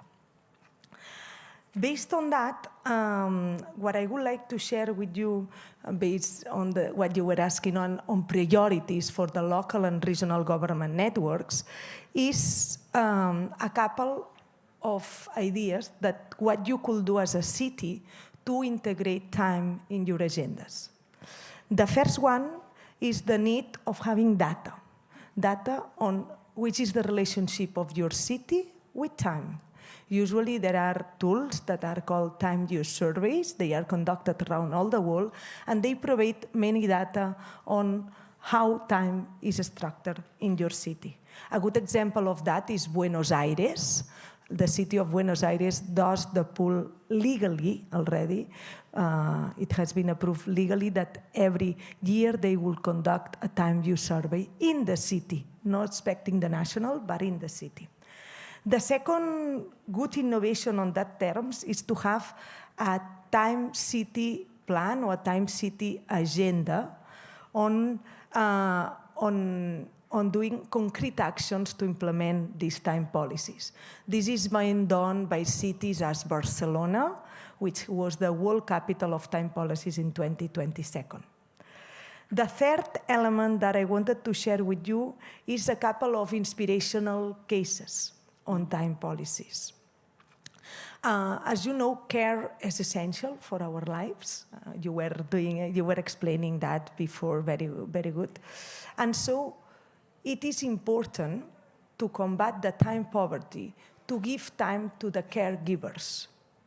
And here, there are important examples of, for example, Bogotá, that this year is the world capital of time policies, that they do an extreme effort to visualize the importance of care and to give time to the caregivers. Another important example of time policies is the desynchronization of the peak hour. Everybody starts in the city, universities, schools, work, paid work, everything usually starts at the same time. And this means that we have a peak hour, everybody on the public transportation, on the private transportation. So there are certain time policies that they analyze, which is the flows, and they desynchronize the time. And for example, universities starts a bit later, which is good because usually young people tend to need to sleep more in the morning and less in the night. So it's good for them health, and it helps at the public transportation. And to give you a couple of examples more, also there are cities in Germany and also in Amsterdam and London that they are working on the concept of chronocity, to be a city that considers the chronological clock that we all have time to put, to design their public services. We also consider that this is a very good area of implementation. And so to finalize my intervention, I will say that for us as a conclusion, public services are the pillar of care, of resilience and inclusion, and the future public services, they should include as well this time framework to be more innovative and to address one of the problems that currently the citizens and cities have, that is time. Thank you very much for your attention. Thank you. Thanks very much, Maria. I mean, it gives a lot of thought because in certain instances, some of these responsibilities are not even local government responsibilities. If you want to change what time should the schools be starting, it's something that you perhaps may have to go to national government to change those policies. So it's going to be an interesting but a tough thing to do. Perhaps let me introduce Daria and ask her, did I disturb you a bit there? Let's give you your own 5 minutes as well to come through with... Yeah, 5 to 7, 10, yeah. Thank you so much, and good morning, everyone. So thanks for the opportunity. First of all, I want to say that as PSI, we're very glad to witness that UCLG is celebrating the Global Day for Social Justice. It's a very welcome development because as many of you know, but perhaps not everyone knows, trade unions are one of the three founding constituents of the ILO, and the ILO is the custodian of the World Day of Social Justice. And that is a point that I will be a red thread in my contribution today, and I hope you will keep some of your focus on that. So You probably already know us as Public Services International. We are the global trade union federation representing over 30 million workers in public services worldwide at all levels of government. That means that our members deliver local public services in almost all countries, 154, but also in territories. And they cover basically almost those services that you call basic, but also what you call the new essentials, that perhaps I'll make a few comments about that. Many of the new essentials are not that new. It's just that we have forgotten that they used to be basic services. They've been privatized and brought into the private realm where you have to pay for them. But guess what? When crisis and multiple crises strike, they become again urgently needed because we need collective delivery, and so all of a sudden they become new essentials. But let's talk concrete stuff. Who are public service workers? They are the ones who bring the public services you're talking about to life. And these are concrete professions and people. They are your staff and your employees. So those who work in public administration, in registry, water utilities, sanitation, waste management, health and social care, public emergency services, your firefighters, your local police, public and social housing, stock administrators and maintenance managers, burial services, those who actually bury our loved ones with dignity. It's also municipal librarians, culture, sport, and leisure facility workers, just to name a few. There's hundreds of local government professions and services. So these workers are the backbone of what you're referring to as caring cities, societies, and communities. So they must be encompassed very prominently in your plan. I think that we, however, need to recognize that delivering local public services in this world is not no small feat, and it doesn't really come easy. Many of our members, who are your employees, work in very difficult conditions. They sometimes do it out of their duty, professionalism, ethos to public services, and dedication towards the communities, the users, and you as their employers, the local authorities and institutions they depend on. However, they're often understaffed, underpaid. They often have limited work tools and protective equipment, which puts their occupational health and safety at risk. Sometimes they have no employment protection, very low wages, lack of access to fundamental labor rights, such as freedom of association and collective bargaining, and they are often exposed to third-party violence. This is even more the case when local government services are externally contracted or when the service has been privatized. I want to touch also on the issue of working time, because I appreciated the mention of time as a new essential. But let's be reminded that workers actually and unions started organizing precisely because working time was excessive. There was no weekend, nothing. And so working time labor standards and the work week of 40 hours were a major conquest and win of the organized labor movement. So we need to go back to that history to understand what we need to do today to regulate working time.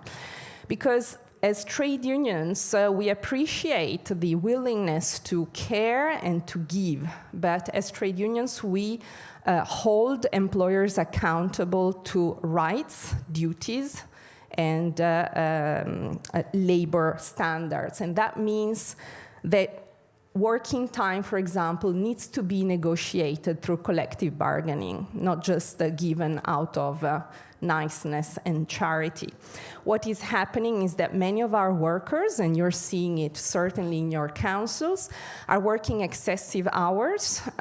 Also because of the housing crisis, they have sometimes to commute very long hours to get to the workplace. And this is a factor of social injustice. It is not okay that a worker who sweeps the floor of an affluent neighborhood in the city center has to commute 3 hours and then live perhaps in a slum of the city in very indecent conditions without having access to the very same local public services he or she delivers to affluent areas of the cities. This is a form of territorial inequalities and social injustice that as local government workers and employers we must collectively fight. I am also pleased that this time we have a good delegation. You probably have heard from colleagues who represent local government workers in different countries of the world. So Costa Rica, we have Rebecca from ANEP, we have Graham from Fine Gael Council in Ireland, representing Forza. These are really important, strong and active unions who have built a practice of social partnerships and collective bargaining which are transformative. And this is why when I look at the question on the concept note, you ask us what are the factors of innovation and resilience? And I would like to really touch very quickly on 2 examples of how collective bargaining, social dialogue, and a good partnership and dialogue with unions are transformative, create resilient and transformative public services. For example, one example is from Belgium. We've actually looked at this example together. During the COVID pandemic, the Intermunicipal Consortium Welfare Care Campaign, which provides care services to the whole region of Flanders, rapidly adapted, reviewed its internal processes, redeployed staff, and was able to quickly prioritize the most vulnerable users and citizens in the community, precisely because there was a well-established practice of regular social dialogue at the workplace between the local government managers and the union. And that happened even in the absence of guidance from the authorities. We have a monography, a joint one, UCLG, PSI, LSE, cities, and metropolis on the topic. A second one, there's an Irish one also from COVID times, but I will just mention one from France, which is a very interesting and proactive way for trade unions to actually support the recruitment of local government councils in services which are often very hard to fill, such as waste management and other rural kind of local government services, which are often very low paid, with SMIC, if you know what it is, the minimum wage. So the CGT union, usually when there's such a situation, builds up a local participatory trade union recruitment desk. They use the network of the union in the community to mobilize and to make a strong call for applications with a twofold purpose. On the one hand, to fill out positions which are hard to fill, but also to reclaim when there's a low staff to service ratio, which creates a high workload and a high working time, to reclaim that there needs to be a staffing up of the service. And in one day, they usually accumulate 500, even in very small rural areas, hundreds of applications, and then they hand them in at the local authorities saying, here are the applications that you couldn't find. So I find this fine form of innovation and inventiveness very helpful. So this is my point, and I will conclude that we do need to recognize workers as the backbone of our local public services, but also their representative unions and the social dialogue and collective bargaining must be upheld by local authorities with them, because they're a real key factor of quality and equitable access for the services you deliver. This is why our regional dialogues between PSI and UCLG already exist, notably in Europe, in Africa, and discussions are ongoing to open up work in Latin America. But we also need a global partnership between our global organizations to ensure that together we can guarantee equitable, quality, innovative, and resilient public service provision while ensuring quality employment and decent work for those who care for everyone. So thank you very much, and I'll then hand in a small gift to the General Secretary, if you allow me. Okay, let's do that. Secretary General.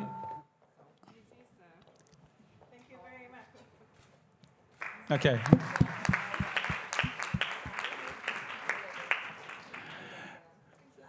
Okay, thanks very much, Daria. As I introduce Joseph to also come through, I mean, the other innovations that we'll be sharing with us. You will be the last person to speak, Nick, because you've been working on innovation for years. I'm sure you've got tons of examples that you want to share with us. Okay, no offense to you. Joseph, over to you.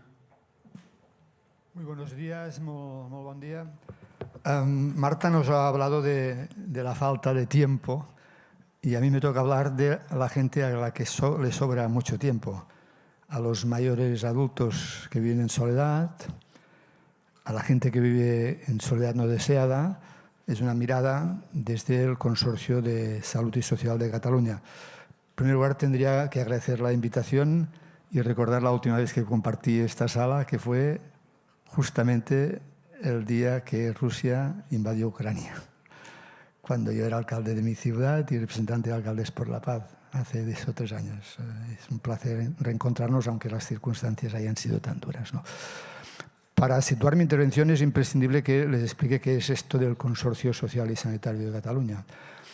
Miren, el modelo sanitario de Cataluña es un modelo absolutamente diferente al que se conoce en ningún lugar del mundo. Nuestro modelo sanitario tiene una base enraizada en el territorio, tiene la proximidad como un factor esencial. De tal manera que en mi ciudad, cuando te nombran alcalde, al mismo tiempo eres presidente de la fundación del hospital de la ciudad. Esto ocurre en muchas ciudades catalanas. En 1979 recuperamos la democracia municipal, como todos ustedes saben. Los primeros alcaldes y alcaldesas, en aquellos tiempos casi todos alcaldes y pocas alcaldesas, hoy afortunadamente estamos revirtiendo todo esto, estos alcaldes se encontraron con unos hospitales absolutamente subfinanciados, depauperados. Hicieron lo que aprendimos a hacer los alcaldes, que es a trabajar en red. Y empezaron a muscular su relación para construir lo que hoy es el Consorcio Social y Sanitario de Cataluña. Empezaron como un consorcio hospitalario, con el único objetivo de proteger, defender el sistema sanitario catalán. Lo hicieron con éxito. Fueron alcaldes realmente una trayectoria impresionante, los que nos rescataron de esta versión gris del municipalismo franquista, ¿no? Esta institución, que empezó siendo consorcio hospitalario, más adelante fue creciendo y amplió su espectro también en el tema social. Hoy, para no alargar en la historia, somos 125 asociados, una cincuentena de ayuntamientos o entidades de carácter local, otros tantos hospitales o bien fundaciones de carácter non-profit, incluso empresas públicas, ya sea de raíz local o incluso con consorcios con la Generalitat. Estas entidades que están asociadas en el consorcio que yo presido gestionan más de 500 equipamientos de carácter sanitario y social. Por tanto, en Cataluña no se puede hablar, no se puede avanzar en temas de salud y social sin hablar con los representantes del mundo local agrupados en el consorcio. Y el presidente acostumbra a estar, digamos, impulsado por algún ayuntamiento. En este caso, yo soy presidente en representación del Ayuntamiento de Granollers. Esta vitalidad del modelo catalán realmente fue o interesó a mucha gente y interesó mucho a Latinoamérica.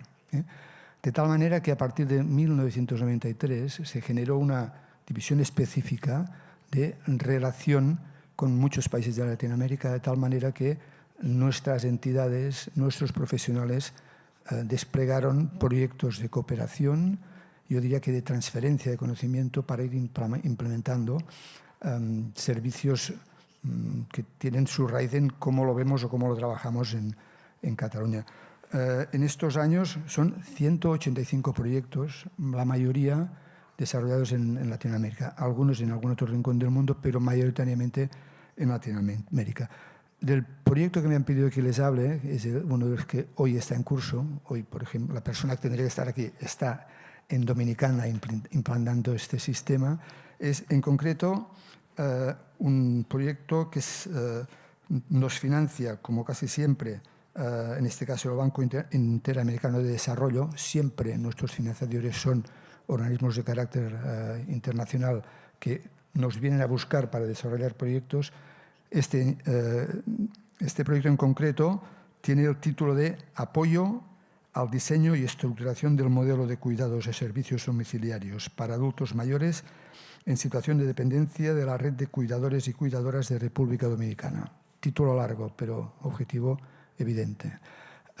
El BID desea impulsar todo el análisis y el desarrollo de aspectos de curas en Latinoamérica, y ha empezado por Dominicana.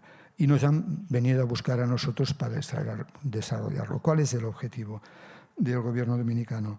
Pues garantizar el derecho de las personas dependientes a ser cuidados dignamente, garantizar el acompañamiento a las cuidadoras, formales e informales. Este es un tema clave. Aquí habría que hacer, y no nos da tiempo, un análisis sobre la brecha de género que hay en esta historia, que es brutal. Reducir las desigualdades económicas y de género y crear oportunidades laborales para las mujeres cuidadoras. Este es el objetivo que nos ha planteado el gobierno. ¿Cuál es el trabajo que el consorcio desarrolla en este proyecto? En primer lugar, el acompañamiento a la Dirección General de Cuidados que el gobierno ha implementado. Nos toca, y el encargo es definir el modelo de atención domiciliaria en Dominicana, definir también la estrategia y la estructura de organización en la prestación del servicio, y también analizar y promover la forma de gobernanza de un piloto. Y este piloto luego desarrollar en dos zonas muy vulnerables como Santo Domingo Este o como Azúa. Y una vez implementado en estos territorios, hacer la hoja de ruta para todo el país. Evidentemente, nosotros a este encargo que es del gobierno, porque digamos la estructura municipalista en Dominicana no es muy potente, le hemos dado nuestro sesgo municipalista y le hemos planteado al gobierno la necesidad y la casi cuestión perentoria de desarrollar este espacio conjuntamente con los ayuntamientos, con la proximidad como un factor esencial. Porque para nosotros los principios fundamentales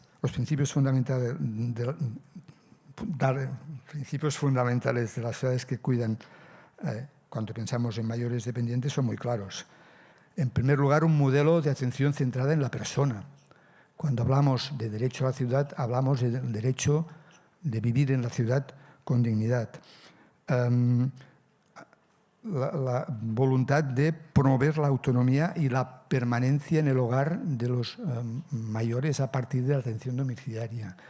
El retraso a la institucionalización, el evitar las residencias que se convierten en espacios que no son muy gratos para la gente mayor. Por tanto, retrasar esta institucionalización. La participación de la comunidad en el desarrollo del proyecto. pensamos, imaginamos en espacios, territorios cuidadores. Y a partir de aquí creamos o también defendemos la necesidad de generar empleo de proximidad y de calidad alrededor de este proyecto. Nosotros defendemos sistemas integrales de cuidado y de gobernanza, y desde este punto de vista nuestra aportación es que no es posible desarrollar ningún proyecto de atención domiciliaria sin un gran acuerdo que tenga como punto de partida el mundo local, sin buscar estos espacios imprescindibles de cogobernanza, y por tanto la aportación específica a esta mirada de la atención a los adultos, a los mayores dependientes, es poner el énfasis en la proximidad, en la cogobernanza, como un elemento fundamental para desarrollar cualquier proyecto capaz de transformar realmente la ciudad.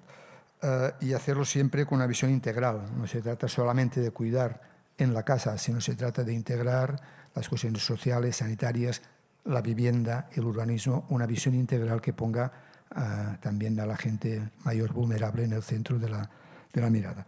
Este es un proyecto que estamos desarrollando en este momento. Tenemos otros ya en cartera y algunos en desarrollo en Perú, Bolivia, Argentina, Chile o Panamá. Y por tanto, la voluntad también que expresamos hoy de reflexionar conjuntamente con CGLU en temas de dependencia y de salud.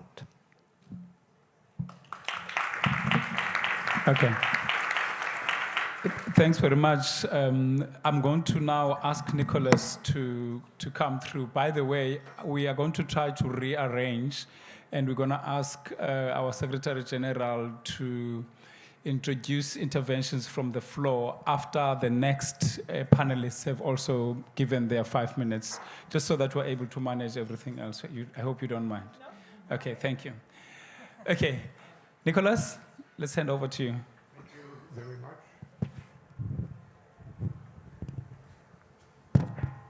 Can you hear me? Yes, okay.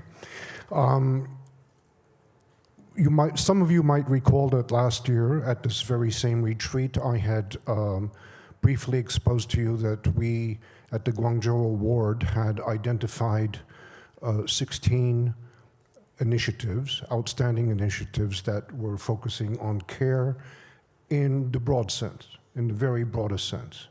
Not just care in terms of what we normally think of, but also all of the whole range of care that was mentioned previously. I would like to focus on what I think are some of the takeaways, the principles that we have found from the analysis of these 16 cases.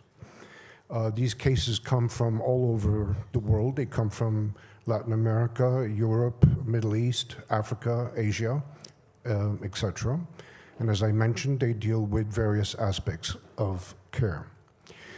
And I think these principles are important because I hope that they will be able to help guide us in defining and providing a framework for a way forward in delivering the new essentials. The first principle might sound very simple, putting people first. But it isn't that simple. Because when we saw that all of these 16 cases put people first, we then went to look at other service providers, service systems, to see if indeed they were putting people first. And I mean by that, looking at the key performance indicators of the institutions, the companies, or the agencies that were providing care. We took 3 examples. We took utilities, water, electricity, energy, right? And waste. And in over 100 city sample, we found less than 10% even mentioned people in their key performance indicators. They're measuring tons of garbage, cubic meters of water, you name it, but none of them had people as a key performance indicator. So a big takeaway. So new essentials means, by definition, putting people first, and that means you measure your performance, right? You benchmark your performance on the satisfaction of the end user, of the customer, of whomever, right? A second principle that we could derive from all of these 16 cases was that you have to strive for excellence. And here again, we took that same sample of 100 agencies that were providing services, only to find that their contracts and procurement system never mentioned excellence. It always mentioned choose the lowest bidder. Right? And I'm reminded of the interview with the first man who walked the moon, and when he was interviewed by the journalist, he said, "How do you feel before liftoff?" He said, "How would you feel if you were sitting on $1 billion of hardware, each component of which was manufactured by the lowest bidder?" A third principle, I think, is a very important one that came out very clearly in these 16 case studies, is that we have to go beyond participation. We have to find real means of engagement so that the stakeholders, the customers, the users are really engaged in changing outcomes and not just asking them, the workers, to not just to participate, ask their opinion, ask their level of satisfaction, but really give them a true stake in the outcome.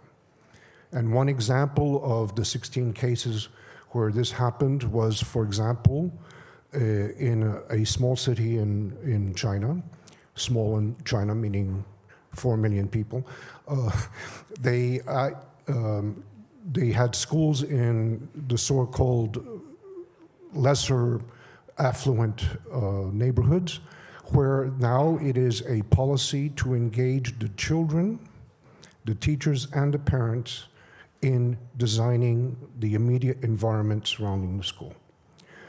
What has been the impact? The impact is that 97% of the children are now walking to school, whereas before 100% were being driven by their parents. Right? So really giving people a true stake in the outcome. Another principle which I think is very important and has been alluded to several times already this morning, and is that we have to recognize leadership at all levels. Right? And this is critical going forward. Right? We have to recognize that leaders can come from the community, leaders can come from the private sector, leaders can come from children, from parents, etc.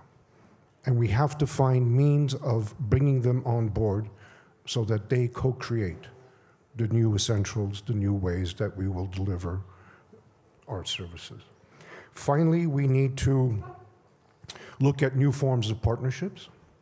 This came across also very clearly in the 16 cases. New forms of partnerships leading to new forms of governance. I'd like to give one example, one that embraces both the theme of this retreat, youth, addresses some of the issues that some people brought up already on AI and technology, and also addresses the whole issue of whom are we doing this for. So it's Sao Paulo, the city of Sao Paulo in Brazil. During COVID, a lot of people lost their jobs, a lot of people lost their livelihoods. And one of the cultural traits of that part of the world is that a lot of people engage in street vending. And it's not unusual for even office workers in high-paid jobs to go to the street to have lunch, because that is part of the culture. And so the city was overwhelmed by the number of applications for street vending licenses. It was taking almost a week to get a license. So they decided to step out of the box and think of a new way of how they could help these people apply for a license. So they developed an application, an AI-assisted application, where It took a few hours to apply for a vending license. But here comes the innovation. That application showed you not only which were the street stalls that were available, the geographic location of what was available, it showed you who was selling what to the right of you and to the left of you. So if you were selling food products, for example, you were encouraged to go where other people were selling food, because the more you have food vendors, the more you attract clients. But obviously, if you are repairing telephones, you don't want to be next to somebody else who's doing the same thing. Today, this is a platform called Tolegal, towards legal, that provides a whole range of services to informal sector vendors, where they can access microcredit, where they can get literacy, financial literacy courses, how they can manage their time better, et cetera, et cetera.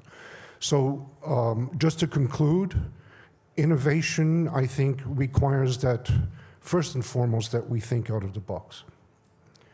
That is critical, right? We cannot go business as usual. The new essentials will require new skills. It will require that we embrace technology, right? And that we work with the people who are going to future-proof our cities, which comes to the central theme of this retreat. We have to work with the youth. Thank you very much. Round of applause. Thank you. Thanks very much. I am going to ask my panelists to move back to the floor so that I introduce the next panelist to come through. That is going to help us to catch up with time. But a round of applause again, ladies and gentlemen, to this. So, key messaging, number one, time is a factor when it comes to this issue of the new agenda. And I'm saying this whilst my second panelist comes in. There's time, and time policies is essential. Number two, we have to take care of the workers. Workers matter. We are not going to be able to get into the new essentials if we do not have an agenda that takes care of the workers, their rights. And of course, territorial proximity, and I think that's what Joseph was saying, that proximity matters. Even though they had a consortium, ultimately it matters that there is proximity to services that we want. And lastly, a plethora of criteria issues that Nicholas is talking to, which I think are important to all of us. It's a challenge to you, Secretary General, not only when you conclude, but I think how it is that you're going to factor these into the policy work that we're doing. Colleagues, I want to introduce to you now the next segment. I don't know how much time we have. You will guide. But let me start without introducing all of our colleagues that are in the panel. I understand that Claudia has a time limitation. We were just talking about time just now. You already have a time limitation. So you will be the first person to speak through. But the question that this panelist is answering is, how do we envisage the public service provisions of the future? How can the new essentials help us prepare for them and trigger resilience? And which new essentials are missing or need further development? Let's start with you, Claudia. Wonderful. Thank you so much. And already such a great conversation. I really enjoyed listening, and thanks to everyone who organized this so well, and the team at UCLG, obviously. Thank you. So I represent Bloomberg Philanthropies on this panel, and the conversation also resonates so much because some of you have already brought this up to me, but our current Mayor's Challenge, our flagship global competition, is this time focused on public services. So cities are invited to submit ideas how they kind of envision to transform the public services. And we didn't choose that theme by accident. We chose it because, for one, I mean, these essentials, the name says it all, are making up a large part of the tapestry of our cities. They are how citizens and residents perceive their city and kind of their city experience. And they are very closely connected to themes that already came up this morning of delivery, kind of trust. Trust, what makes up trust? Trust has to do with transparency, has to do with meaningful engagement and participation, but also has to do with our cities truly delivering and hitting the needs, meeting the needs of their residents. And so essential services are critical in that context. I think other things that are relevant here today are that we are not prescribing to cities what their challenge should be about, but they can really pick what their challenge is. So it's contextual. They are supposed to select what is the service that they want to transform, not tinkering around the edges, but really want to modify and define that. And while we are focusing really on those services, I think I want to highlight and second what I heard in the previous panel on how important it is to think about, for example, how we measure things, whether it's by using time or people-centered indicators, and how that can really kind of bring innovation about and make us look at things in different ways. And I think all of these are critical aspects coming together. I now want to talk a little bit more about what Bloomberg Philanthropies is doing in this space and using that to answer the question, how do we envision the delivery of public services in the future?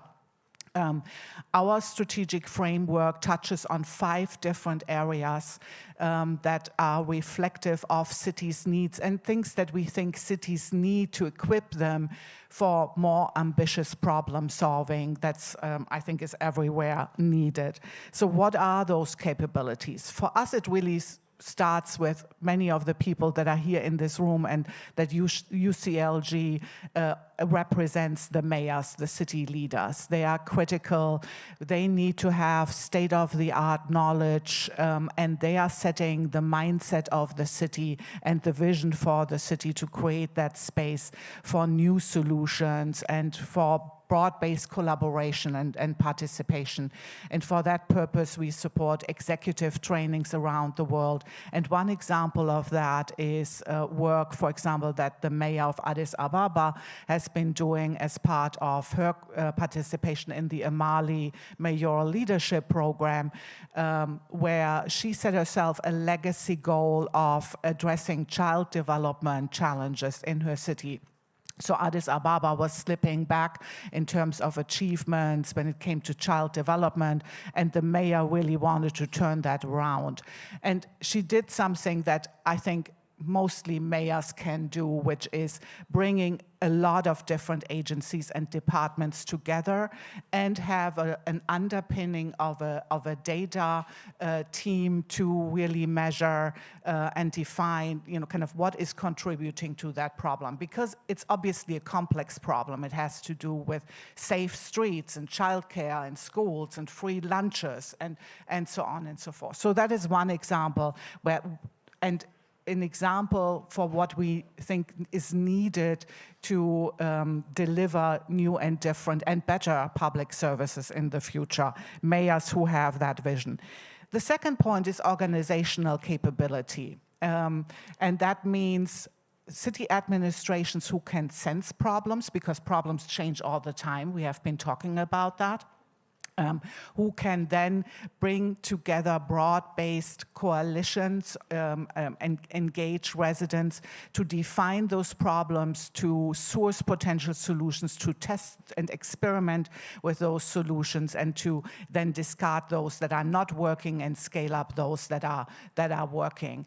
I want to highlight maybe an example of data in this case, because we haven't talked about data maybe enough, and Bloomberg is an organization that is really believes that data a real important ingredient into innovation and the systematic process of innovation. But data has really helped, for example, in the case of Montevideo, when they were facing a water shortage, to understand who are the populations who are most at risk, who need to have water delivered to their homes, so targeting populations that are particularly vulnerable in these cases.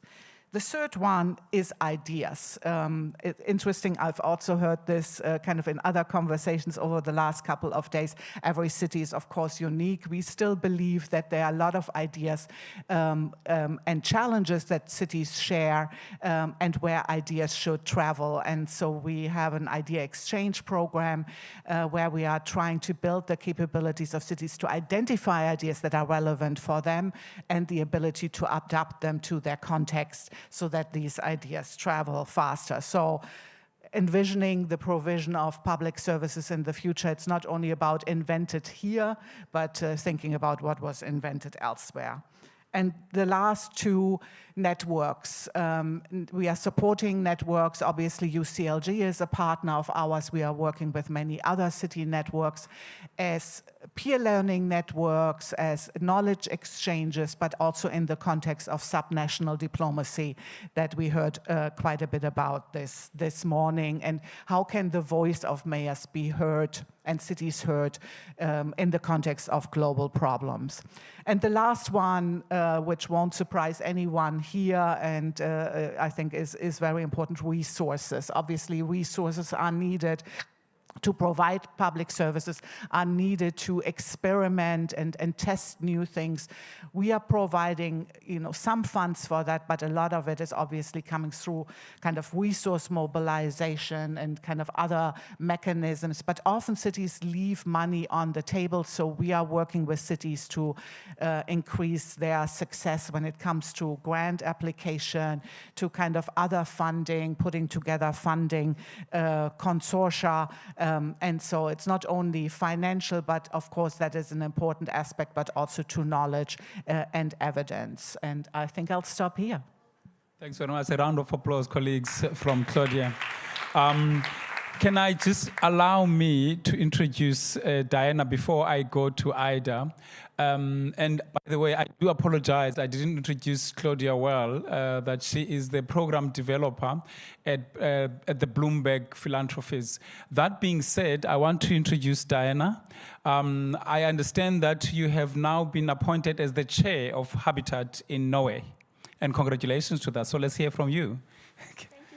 Thank you. And thank you so much to Sarah and Anna and the rest of the UCLG team at the Secretariat for the kind invitation and the opportunity to come here and share about the work that we do at Habitat Norway, not to be confused with UN Habitat, because we are not the Nordic focal point for UN Habitat, although we have historically worked very closely with the office in Nairobi and other partners affiliated with UN Habitat. So I'm very grateful to be here and feel humbled to follow this morning's very meaningful and expansive conversation. In answering these questions, reflecting on them and engaging in the conversation with colleagues here, I'd like to share sort of like three elements in this in my pitch, and Sarah told me to keep it short and sharp, and I'll try to do so because speaking of essential, I don't want to be between people's most essential thing of the day here, which is your lunch and blood sugar levels. But anyhow, so my name is Diana Wynn, and I am the chair of Habitat Norway. We are an Oslo-based NGO. We work with housing and settlement issues. We're part of an umbrella organization that's called the Norwegian Housing and Planning Association, but we're the global branch. So our mandate is to work with advocacy issue connected to like global urbanization and settlement issues. And we've been doing so for almost 40 years with activities and initiatives in various capacities. So the kind of three things I'd like to address is, like our work, broadly speaking, and then the second thing is the initiative we worked with in the year that passed, together with UCLG and our partners, Vibe Lab, and also with UN Habitat, which in a way a demonstration of how we can work or sort of be an NGO, like one of the actors that are part of the provision of the so-called new essentials. So the process and the report itself is a way in which we can work in this quite agile and nimble way with actors all the way from the grassroots level to the high multilateral decision makers. And lastly, I'll try to share a little bit, if time allows, on kind of like the Norwegian context as well, because in my discussion with my colleague here from the organization, we thought about basic service provision and all of this, and like coming from a welfare state, we take it quite for granted that our country is delivering on a lot of these services. We still have our challenges in delivering them, but there's just something that's particular to the Norwegian context that I'm also kind of happy to share more about if I'll get that far. But to segue back then, as a small organization, we've kind of work a little, we have overarching strategic goals and priorities from year to year. And in addition to producing knowledge projects such as this peer learning note that we're very happy that UCLG is sort of now has a home with the peer learning note series. We also we work with students, providing stipends, writing their thesis. So, it's a whole range of activities that we do with sort of academia, civil society sector, and I heard mentioning of representatives here from Cities Alliance, and like we have over the years worked with different initiatives with Slum Dwellers International, often in the form of seminars and events that we host in Oslo in more recent years in hybrid format for an international audience, but emphasizing the importance of bringing international practices to our local Norwegian/Nordic stakeholders, and conversely try to raise awareness about the work that Norwegian cities and municipalities are doing. And we hope to continue this work in closer collaboration with the Norwegian UCLG, so to speak, KS. So yeah, that's in short the overarching nature of how we operate. We're a volunteer organization, so we do this. Speaking of parallel lives, we do this sort of in terms of what time and capacity allows for members of the board. And so how this Neighborhoods for All Safer Cities initiative came about, it was quite an organic process, so to speak, but we're often dependent on personal relations. I think that's also an element that shouldn't be underestimated in speaking of sort of the provision of new essential, how human connections and relations play into this. And that's how this peer learning note came about, that we decided that we want to focus on this very pressing aspect of our urban agenda, which is crime prevention and safety issues. And I think that cuts through this work then that resulted in hosting 5 webinars with participants from all over the world, showcasing 11 cities, demonstrating best practices, and having this peer learning report then was presented at the World Urban Forum more recently in Cairo. And with that, I think I'm running out of time. So thank you again, and yeah, thanks. Okay, thanks. Apologies for putting you under pressure right. there. As you said, there are some people in another room that are demanding that we should all get out of here and go to where they want us to. Okay, so Aida is a counselor. She's part of the Citizen Services and Participation, the 2030 agenda. Let me hand over to you. Colleagues, we will be done in about 10 past thereabouts, so bear with me. Yeah. Yeah. Well, good morning, everyone. Thank you, Sitole. Thank you, Emilia, Anna, and UCLG team for organizing this and for giving the city of Bilbao the opportunity to share some of our ideas today about the new essentials.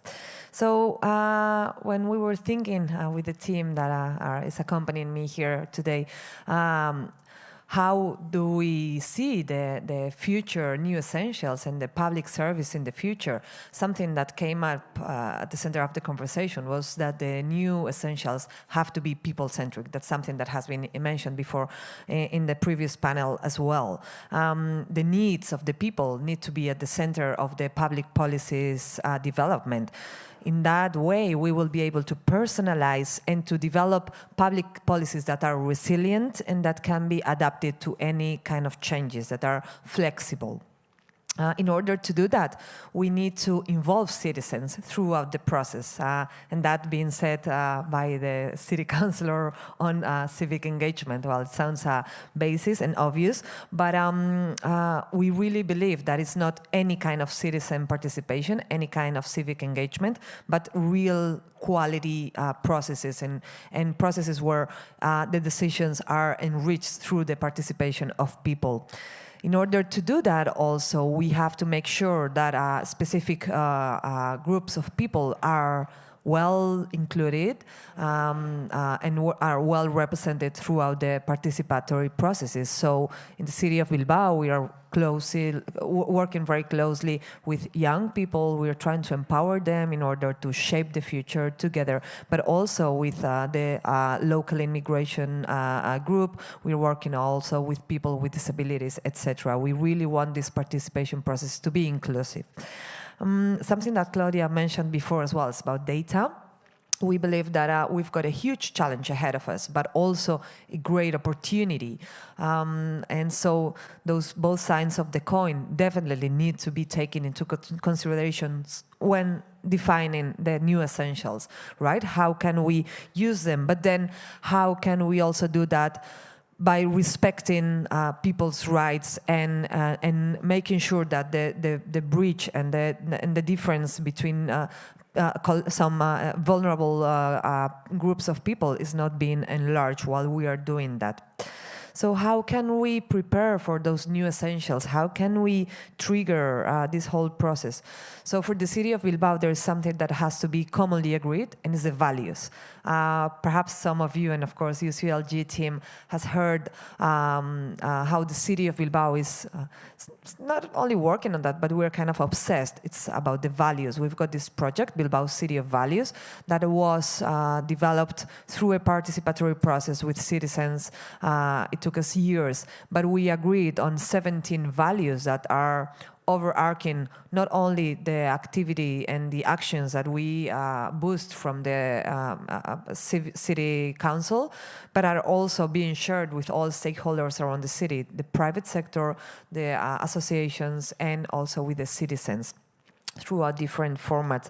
Having a shared common values, we believe that in the development and design of those new essentials, there is going to be a common vision, and that there is going to be a common ground in order to talk and define what is coming afterwards. One of those values that was defined in our process was the empathy. And we believe that this is absolutely basic in order to define these new essentials that someone said before in the previous panel, that are perhaps not so new, but have been a bit left aside. And perhaps they have been a bit left aside because we haven't been able to empathize as much as we should have. Collaboration between different types of actors, of course, that's an absolutely fundamental item, and it has been mentioned here as well. New ideas through innovation, living labs, collaborative initiatives that will also make and bring us to a better use of the resources that are so much needed. But these new essentials are missing. We are missing from the public services and from the offer that we are giving to our citizens. We are missing many items. The time was being mentioned by Emilia and the colleagues in the previous panel. I think that's a big one, but also care, digital inclusion, prevention of unwanted loneliness, also mentioned by Josep in the previous panel, and empowerment of groups that are vulnerable, such as the youth, the women, migrants, and making sure that these ideas, these items, these needs are put in the center of the conversation. We are making sure that these public services that we are going to be offering our citizens are going to be more holistic and definitely more inclusive. At the local and regional government scale, we are doing already very big work, and we are, of course, in spaces like this, we are working on strong partnerships at different levels of government as well. For us in the Basque Country, this is something that we are proud of. For the city of Bilbao, we were able to go through a tremendous crisis during the 80s and kind of transformed our city, mostly because of the collaboration between multi-level institutions and multi-stakeholders, so horizontal and vertically. And we are doing the same nowadays also with the local 2030 coalition, and we are proud of that, yeah? So collaboration for us is the only way, because we share resources, we share knowledge, we share our expertise, and then we ensure that innovation solutions are adapted. Again, through UCLG, we have been given the opportunity through the community of practice on digital cities to share knowledge. So platforms like this are very needed and are absolutely fundamental in that design of the new essentials, because we can all learn from each other, and that sounds something basic and something that we all know, but on our day-to-day we tend to forget that perhaps that idea that we are looking after is probably being already implemented by someone else. So those knowledge sharing platforms are absolutely basic. And last but not least, the policy and the financial support that Claudia was also mentioning before. Well, definitely we need regulatory frameworks, but for us what is most important at this point is to be able to optimize and allocate already existing resources. And one way of doing that is, as I was mentioning, the collaboration between different. So we've got a big challenge ahead of us with the new essentials definition, with being able to offering a more inclusive, a holistic service to our citizens. But yeah, thanks to spaces like this, I'm pretty sure that we are a bit closer to that. Thank you very much. Okay. Thank you. Thanks, Dr. Ada. Let me now introduce the last speaker, Sandra Moreno. She is the Executive Secretary at RIPESS. You're best at pronouncing it rather than me butchering it. Over to you. Muchas gracias. Voy a hablar en español. Muchísimas gracias, evidentemente, la Unión de Ciudades y Gobiernos Locales. Y también quiero agradecer a las personas que están interpretando en este momento para que podamos todos comunicarnos y entendernos. Voy a permitirme leer algunas cosas porque hay varias de las que no quiero no quiero pasarme. Voy a hablar en general sobre la economía social y solidaria.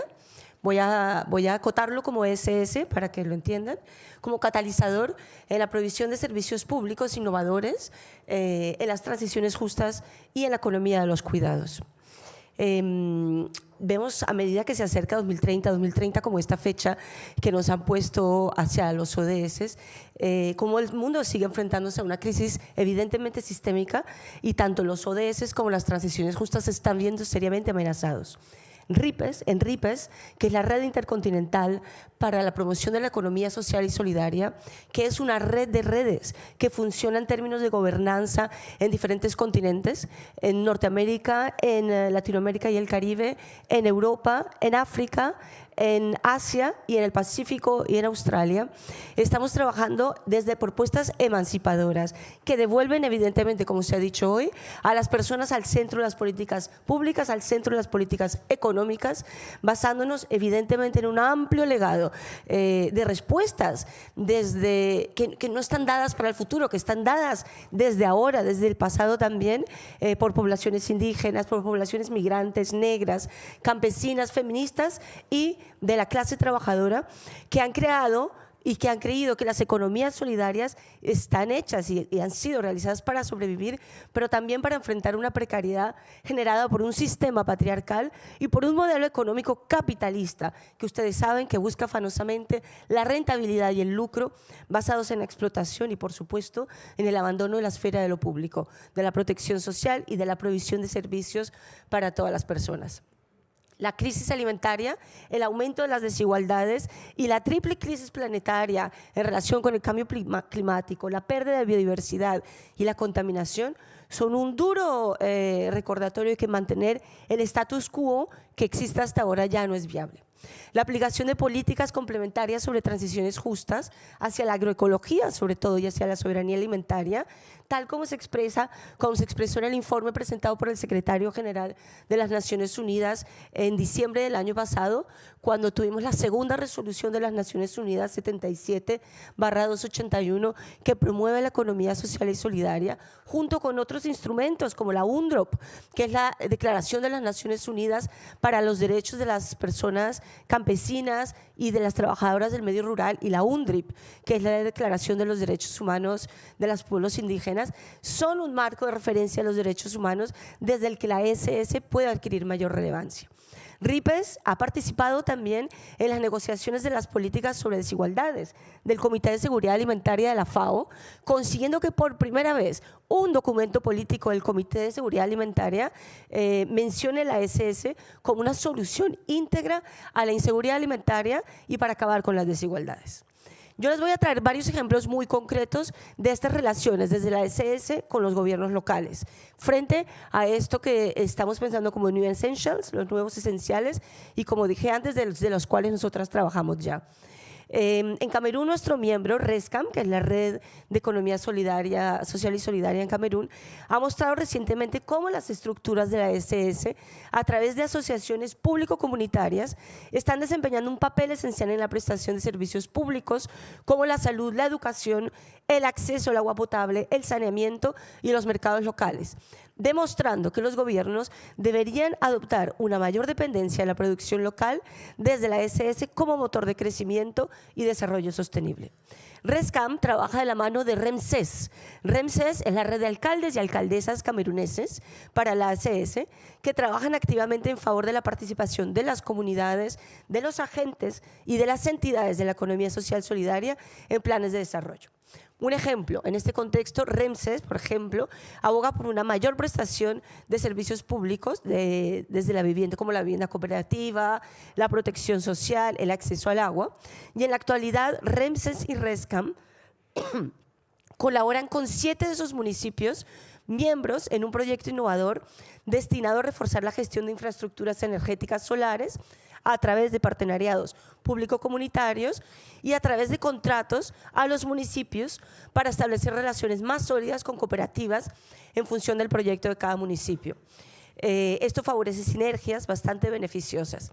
Es importante señalar que este tipo de cooperativas no existía antes, es decir, que es también perdona, un claro ejemplo del paso de la informalidad hacia lo formal y de la puesta en marcha del trabajo decente. A través de estas acciones se contribuye a la mejora de los servicios públicos, al tiempo que se favorece la autonomía de las comunidades locales en una perspectiva evidentemente de desarrollo sostenible e inclusivo. En términos de los nuevos aspectos esenciales relacionados con la responsabilidad de los gobiernos locales, quiero traer dos puntos esenciales. Uno que tiene que ver con las políticas alimentarias locales y otro que tiene que ver con las políticas de cuidados. Dentro del Pacto para el Futuro de la UCLG, sabemos que han tomado los sistemas alimentarios como una prioridad. Aquí nosotros queremos poner en prioridad tanto la protección de las semillas campesinas como la tenencia de la tierra, la pesca y los bosques y el fideicomiso de tierras que proporcionan y que reconocen que en esas tierras comunitarias pueden funcionar no solamente sistemas de producción de alimentos, sino también de cooperativas de vivienda. Y quiero introducir sobre todo un tema importante que es el de los sistemas de seguridad social alimentaria que existen en este momento ya en algunas ciudades en Europa, por ejemplo en Ginebra. Aquí se introduce un sistema de protección social a la alimentación como un cuarto elemento vertebrador más allá de la atención primaria, de los accidentes laborales y el sistema de pensiones. La seguridad social alimentaria es una respuesta que existe en este momento, que se trata a través de un fondo de seguridad social alimentaria administrado colectivamente a nivel local, donde se asigna una cantidad y donde hay unas condicionalidades para el gasto en estructuras acreditadas como tiendas cooperativas, cajas semanales de alimentos orgánicos o agroecológicos, de organizaciones identificadas desde la agricultura apoyada por la comunidad. Voy a terminar ahí. Finalmente me gustaría hablar sobre un documento que ha salido recientemente de Redes de Euskadi sobre la provisión de cuidados que se organiza socialmente en torno a 4 agentes: las instituciones, el mercado, las redes comunitarias y la familia. Para encontrar un equilibrio entre las fuerzas entre estos 4 actores, sobre todo desde el punto de vista interseccional, se han elaborado 8 medidas para avanzar hacia un modelo público comunitario de cuidados desde la economía social y solidaria. Para esto se basan en algunas perspectivas basadas en conceptos transversales como la desfamiliarización, es decir, que las familias no estén obligadas a brindar estos cuidados y sobre todo las mujeres en las familias, lo que nos habla de desfeminizar, la publificación, que está ligada a las instituciones de manera transversal, no solamente en materia de dependencia, sino también en materia de otras temáticas como urbanismo, comercio, cultura, y la erradicación del ánimo de lucro, es decir, eliminar este beneficio de la provisión de cuidados que invita a poner en el centro la igualdad, la equidad, el trabajo digno y el empleo decente. Con esto voy a terminar. Muchas gracias. Thank you. Thank you very much, colleagues. I am preparing to hand over to Secretary General, but I do want to thank dearly our panelists, both this panel and the panel that came before me. But because we also want to catch up with time, I'm going to allow you the responsibility to also round up in the process. I know you need another 5 more minutes to do something. Over to you. We have a couple of things that we need to do before lunch, and let me explain to you. Lunch is not essential in UCLG. It has never been. It has never been, because when we bring you together, you all want to take advantage of that time, and nobody wants to shorten the speeches, and I can only celebrate that. So let us use the time that we have together, relax. Lunch is going to be there when you get out of here. It's not disappearing, so just a few more minutes because we have a couple of things that we need to do. I want to open the floor for some of the comments that this excellent morning has given us. We want to give you a peek of what our gold journal will look like, and we want to commemorate someone that has left us and was really important for the municipal movement. So all of this is going to be done in UCLG time. That's very efficiently. But now let us begin with comments about this morning. Sitole, I think you are running out of here too fast. I want to have your feedback. Yeah. I want to have your feedback. How have you experienced, and you are opening the floor, and then I will go to whoever raises hand. Sitole, you were saying we are doing a good job. I am happy because I trust your opinion. We go back a long time, and we have been in different parts of this ongoing battle. That we are doing well, and that we are on the right path to define the new points on the agenda. And I do feel this new essential conversation is an important part of that agenda. Let me confess to you that I feel this new essential, it sounds a little bit elitist, what we've been saying. And I've been wondering, throughout the morning, there have been things that have been shared that can be very useful for all parts of the world, but there have been things that have been shared where I thought, I don't know how our membership everywhere will feel. And I'm very happy with your intervention because it brought me back to something that all of our membership can identify with. So I want to know from your perspective, from the South African experience, how are you looking at what we were discussing this morning? Is that something that your members in South Africa would identify with? Is time an issue as well for them? Where would we put these things? Kick it off. Yeah, no, thanks very much. And again, I think it's also best that I am a participant rather than a facilitator, Emilia. So next time, don't punish me again.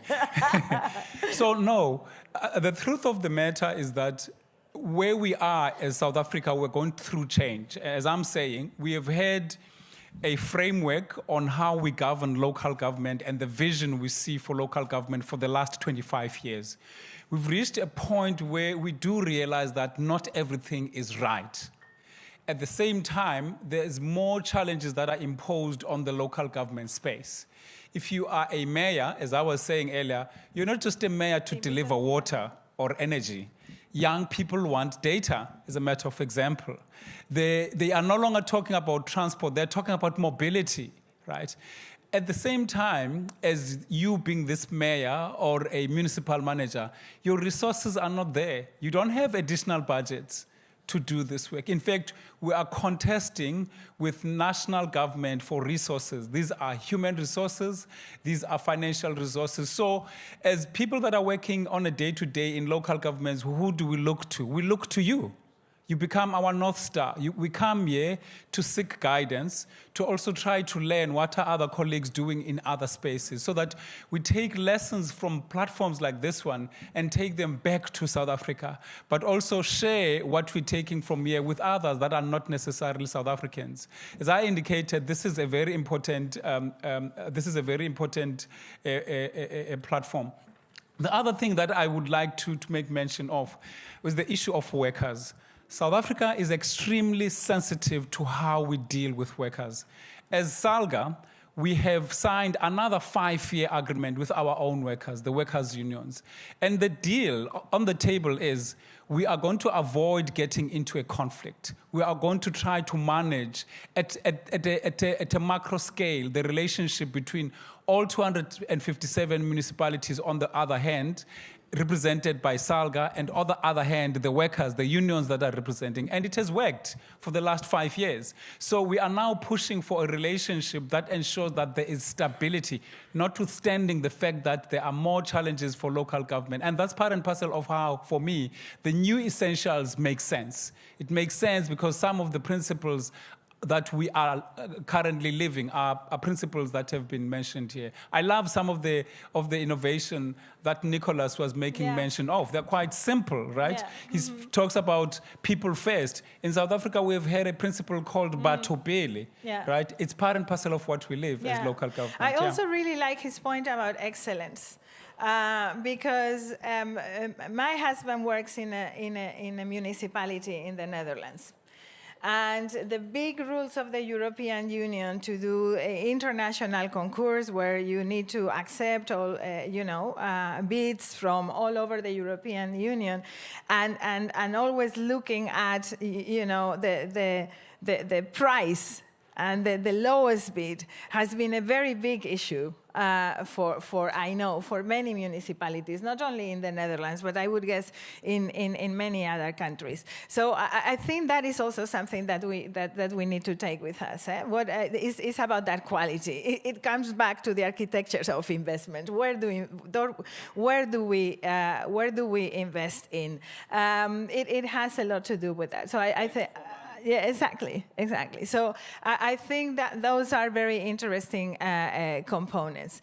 Allow me to see.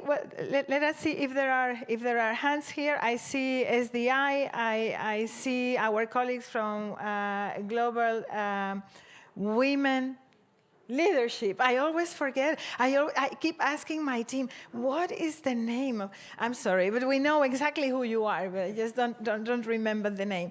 Please, SDI. Thank you, Mikkel. Yes. Yes. Allow me to just two comments. The first one, I cannot help it, linking what we talked about in the morning about new metrics, and then these time policies. To me, it seems like the most obvious place to put in another metric than GDP growth and really talk about quality of life. I'm a father of twins, for instance, and I know what lack of sleep means. I did not measure that in lack of our personal growth of GDP, but in quality of life. The most important point I wanted to make was, and I was really happy with the last intervention, I think we need to talk a lot more about these partnerships between local government and communities that enable delivery of services in like probably across the world, but especially in the cities that I'm mostly concerned with, which of those where living in a slum and informal settlement is the standard. It's not the odd thing out, it's actually up to 50, 60, some places even 70% of the populations that live in areas that have inadequate housing, and some of them don't have any services hardly. There are tons of good examples, but often they don't go to scale. And I think what's needed is innovation in these partnerships to get them to scale. But if we look across the network, I just made a list here, and I won't be talking about them in detail. I'm happy to do that in the lunch break. But waste management systems, water and sanitation delivery, early childhood care and development, obviously health services. The COVID, the pandemic taught us that first responders, setting up washing stations, doing awareness raising, all that happened, and it was driven by communities. Early warning systems, ecosystem restoration, decentralized energy generation. There are tons of those examples of where communities take the lead. To get it to scale, we need to work with local government. And I think that's the innovations we should maybe mostly be talking about here. Thank you very much, and I think you're helping me. You're helping me here.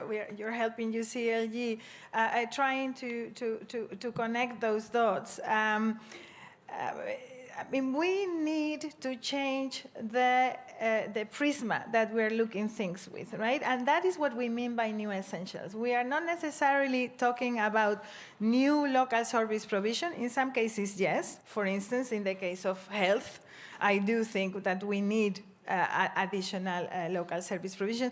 But it's if you put a different prisma in the way that you look at local service provision, then you will be you will be doing things differently. And time is one of those things. And it doesn't matter whether you are in a slum or you are in the center of the town, you need to take that into account. And I'm just thinking, I remember a very long time ago, we were in a project in Ethiopia, Billy will remember, a housing project in Ethiopia with Cities Alliance. And they took us, they had built these wonderful houses, and they were so far away from everything. They were actually moving people, and they were upgrading the lives of these people, supposedly, but they were moving them so far away from anything else.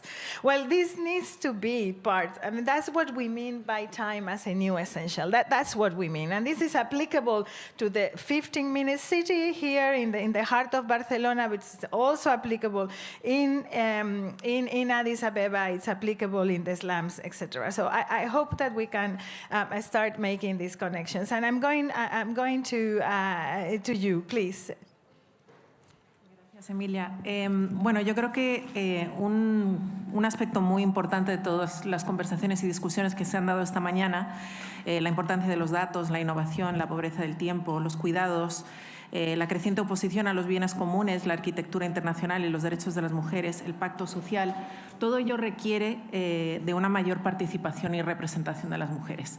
Y creo que es un elemento que quizás esta mañana no ha salido tanto en las discusiones. Nosotros, yo vengo de GWL Voices y estamos liderando un proyecto que se llama Women in Politics en colaboración con CGLU y ONU Mujeres. Hace pocas semanas firmamos oficialmente nuestro acuerdo de colaboración y estamos muy emocionadas con esta alianza.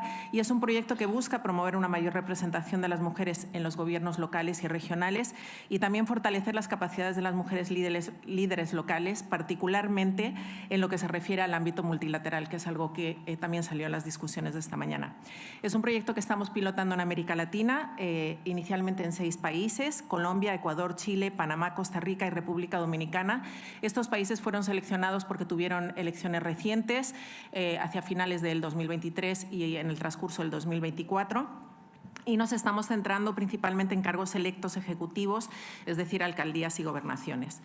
El proyecto tiene 2 pilares, un primer pilar de investigación. Esta mañana se habló de la importancia de los datos y, como ustedes saben, existen muy pocos datos disponibles sobre la representación de las mujeres en los gobiernos locales.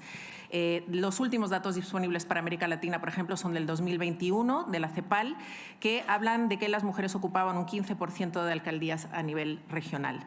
También hay poca desagregación de datos por etnia, raza, edad, discapacidad. Es decir, es difícil entender cómo operan esas interseccionalidades que también han salido en las conversaciones esta mañana.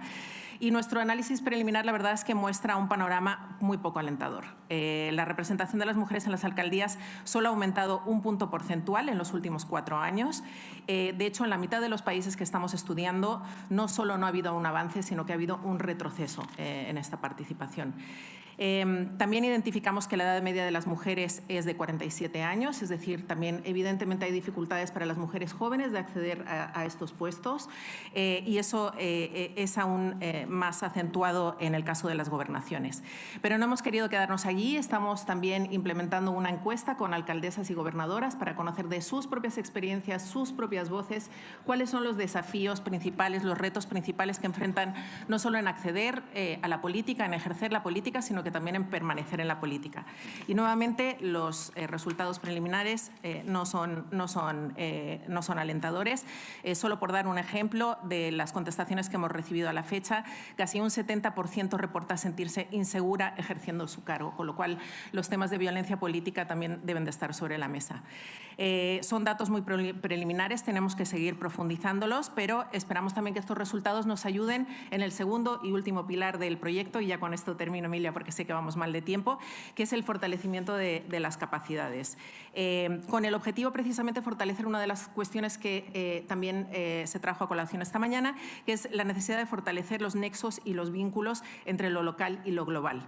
Es decir, de promover un sistema multilateral más inclusivo, llevando las voces de estas mujeres a esos procesos globales, promoviendo una mayor apropiación de esa agenda local en el ámbito local y particularmente ahora que encontramos tantos retos y tantos desafíos para la agenda de igualdad, la importancia de los gobiernos locales de poder avanzar esta agenda. Y en eso GWL Voices, y tengo aquí a mi lado a su directora ejecutiva, pues la verdad está muy bien situado porque es un grupo de 75 mujeres líderes que han tenido altos cargos en el sistema multilateral o en sus propios gobiernos nacionales. Muchas de ellas empezaron o participaron en los gobiernos locales y bueno, están preparadas y dispuestas para transferir todo ese bagaje de experiencia y know-how y de entablar esas conversaciones con las líderes locales. Muchísimas gracias. Muy importante, efectivamente, traer a colación el tema del liderazgo de las mujeres, la participación de las mujeres en la toma de decisión. Hoy no se ha oído mucho, es verdad, pero ayer yo creo que estuvo sí muy presente y que fue, diría, la temática protagónica del diálogo intergeneracional. O sea que tranquilos estamos, pero siempre es bueno, aquí hay que seguir machacando. Sobre las cifras, una cosa muy curiosa. En un seminario que hemos tenido hace un par de semanas con ONU Mujeres ONU Mujeres nos presentaban sus cifras. Por eso es tan importante tener cifras y comparar, y porque lo de los datos varía según quien cuente los datos. En el recuento que hace ONU Mujeres con los criterios, los indicadores que son válidos para hacer el seguimiento al SDG 5, al ODS 5, ellas ven algún punto más de crecimiento en los gobiernos locales. Nosotros vamos más por lo que vosotros estáis diciendo. Nosotros no vemos tanto crecimiento. Y ahí la variación es entre concejalas, alcaldesas. Concejalas hay muchas más, alcaldesas hay muy poquitas. En las alcaldesas justo es donde se ha disminuido. Es muy importante tener en cuenta los datos y también documentar y contar la historia desde nuestra perspectiva.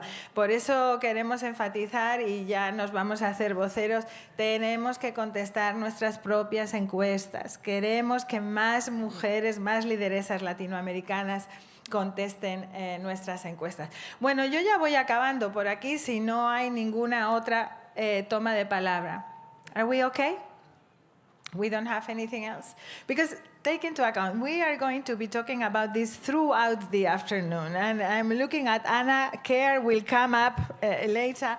Thank you so much for that. So now, Jordi, Anna, thank you, everyone. Really, it has been, I have learned a lot this morning. Thank you so much.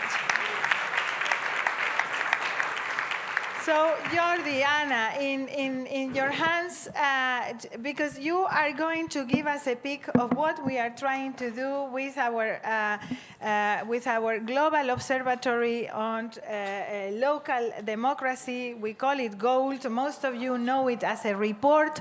It has become a journal, and so we are looking forward to hearing from it. Thank you, Emilia. A few key messages, and let me go back 2 years ago when Goal 6 was published and several keywords, pathways were highlighted: democratizing, commoning, renaturing, connecting, prospering. Caring was probably the most important, the one that you chose to unfold for the next goal. Anna, can you explain why? Gracias, Jordi.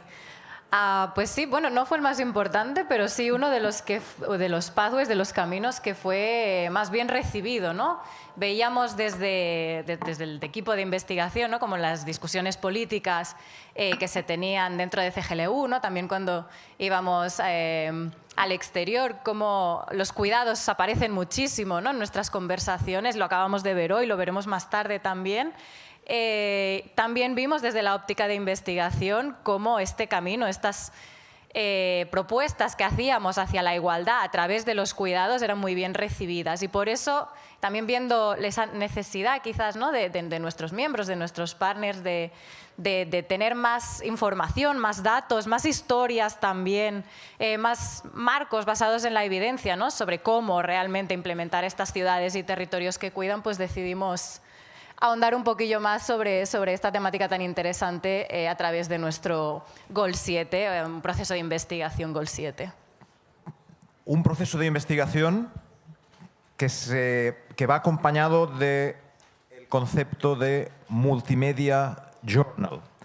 ¿Puedes explicar qué diferencia va a haber entre este Goal 7 de los goals anteriores en términos de un informe final, multimedia journal? ¿Qué quiere decir esto? Sí, gracias, Jordi.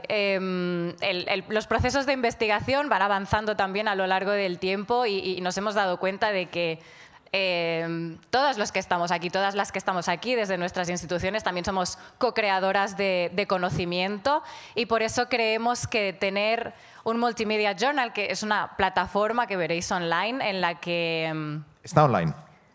Ahí la veis en primicia, ahí veis el Multimedia Journal por primera vez porque todavía no es público, lo vamos a lanzar en un mes, el 19 de marzo. Pues nos dimos cuenta de que todas las instituciones que estamos aquí somos creadoras de conocimiento y por tanto cada una de las piezas que componen el Multimedia Journal, por ejemplo veis aquí una pieza sobre cuidados y emergencias complejas elaborada desde The New School en Estados Unidos. Si mis compañeros van bajando podréis ver otras contribuciones. Pues cada una de estas aporta enormemente a esta co-construcción de conocimiento en torno a las ciudades y los territorios que cuidan. Creemos que poner el foco en todas estas contribuciones desde perspectivas muy diferentes, como podréis ver a partir del mes que viene, es muy importante para todo este proceso. Ok, esto va a estar disponible a partir del mes que viene y algunas de las personas que han hablado en las 2 mesas anteriores han contribuido al Multimedia Journal. Correcto, tenemos a los colegas del Gwangju Institute, tenemos a Time Use Initiative, tenemos al Consorci Sanitari, tenemos a PSI, Public Services International, pero también a otras instituciones como Habitat International Coalition, IIED, tenemos a los colegas de cultura, de hecho, de CGLU, que han participado y muchos otros colegas, partners, partes de la casa, que han contribuido a este esfuerzo de co-creación. Vale, y vamos a pasar enseguida a la fase 2 de Gold 7, pero antes déjame añadir que estos resultados ya van a alimentar otros elementos del trabajo del Secretariado Mundial de CGLU.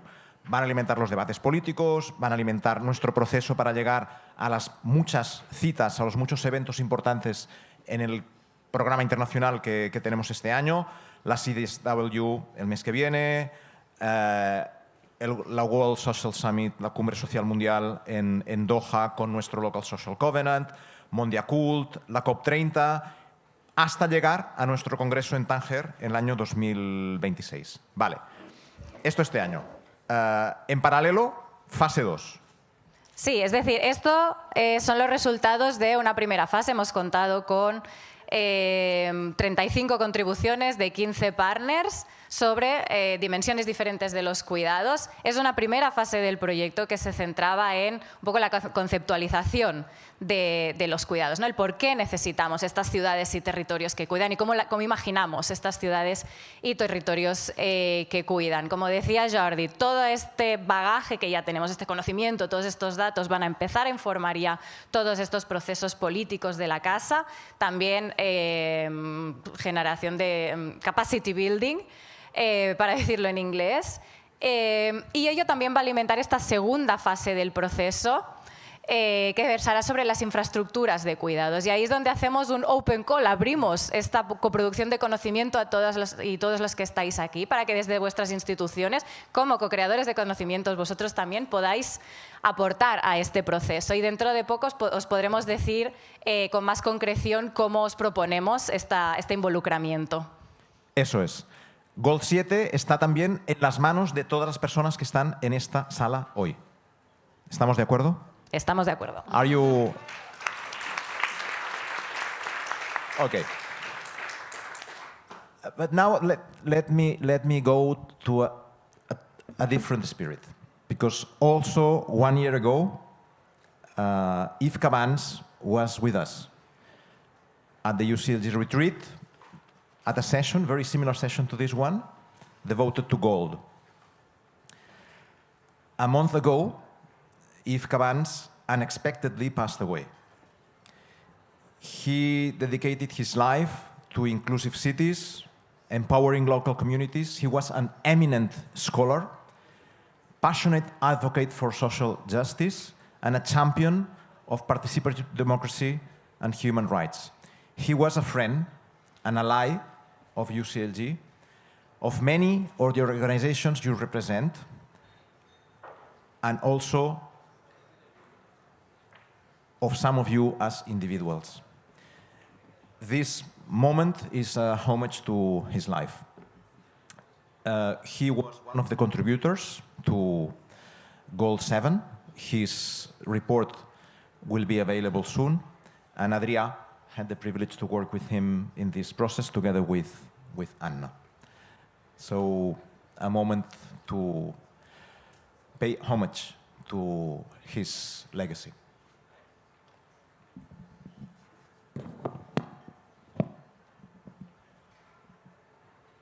Yes.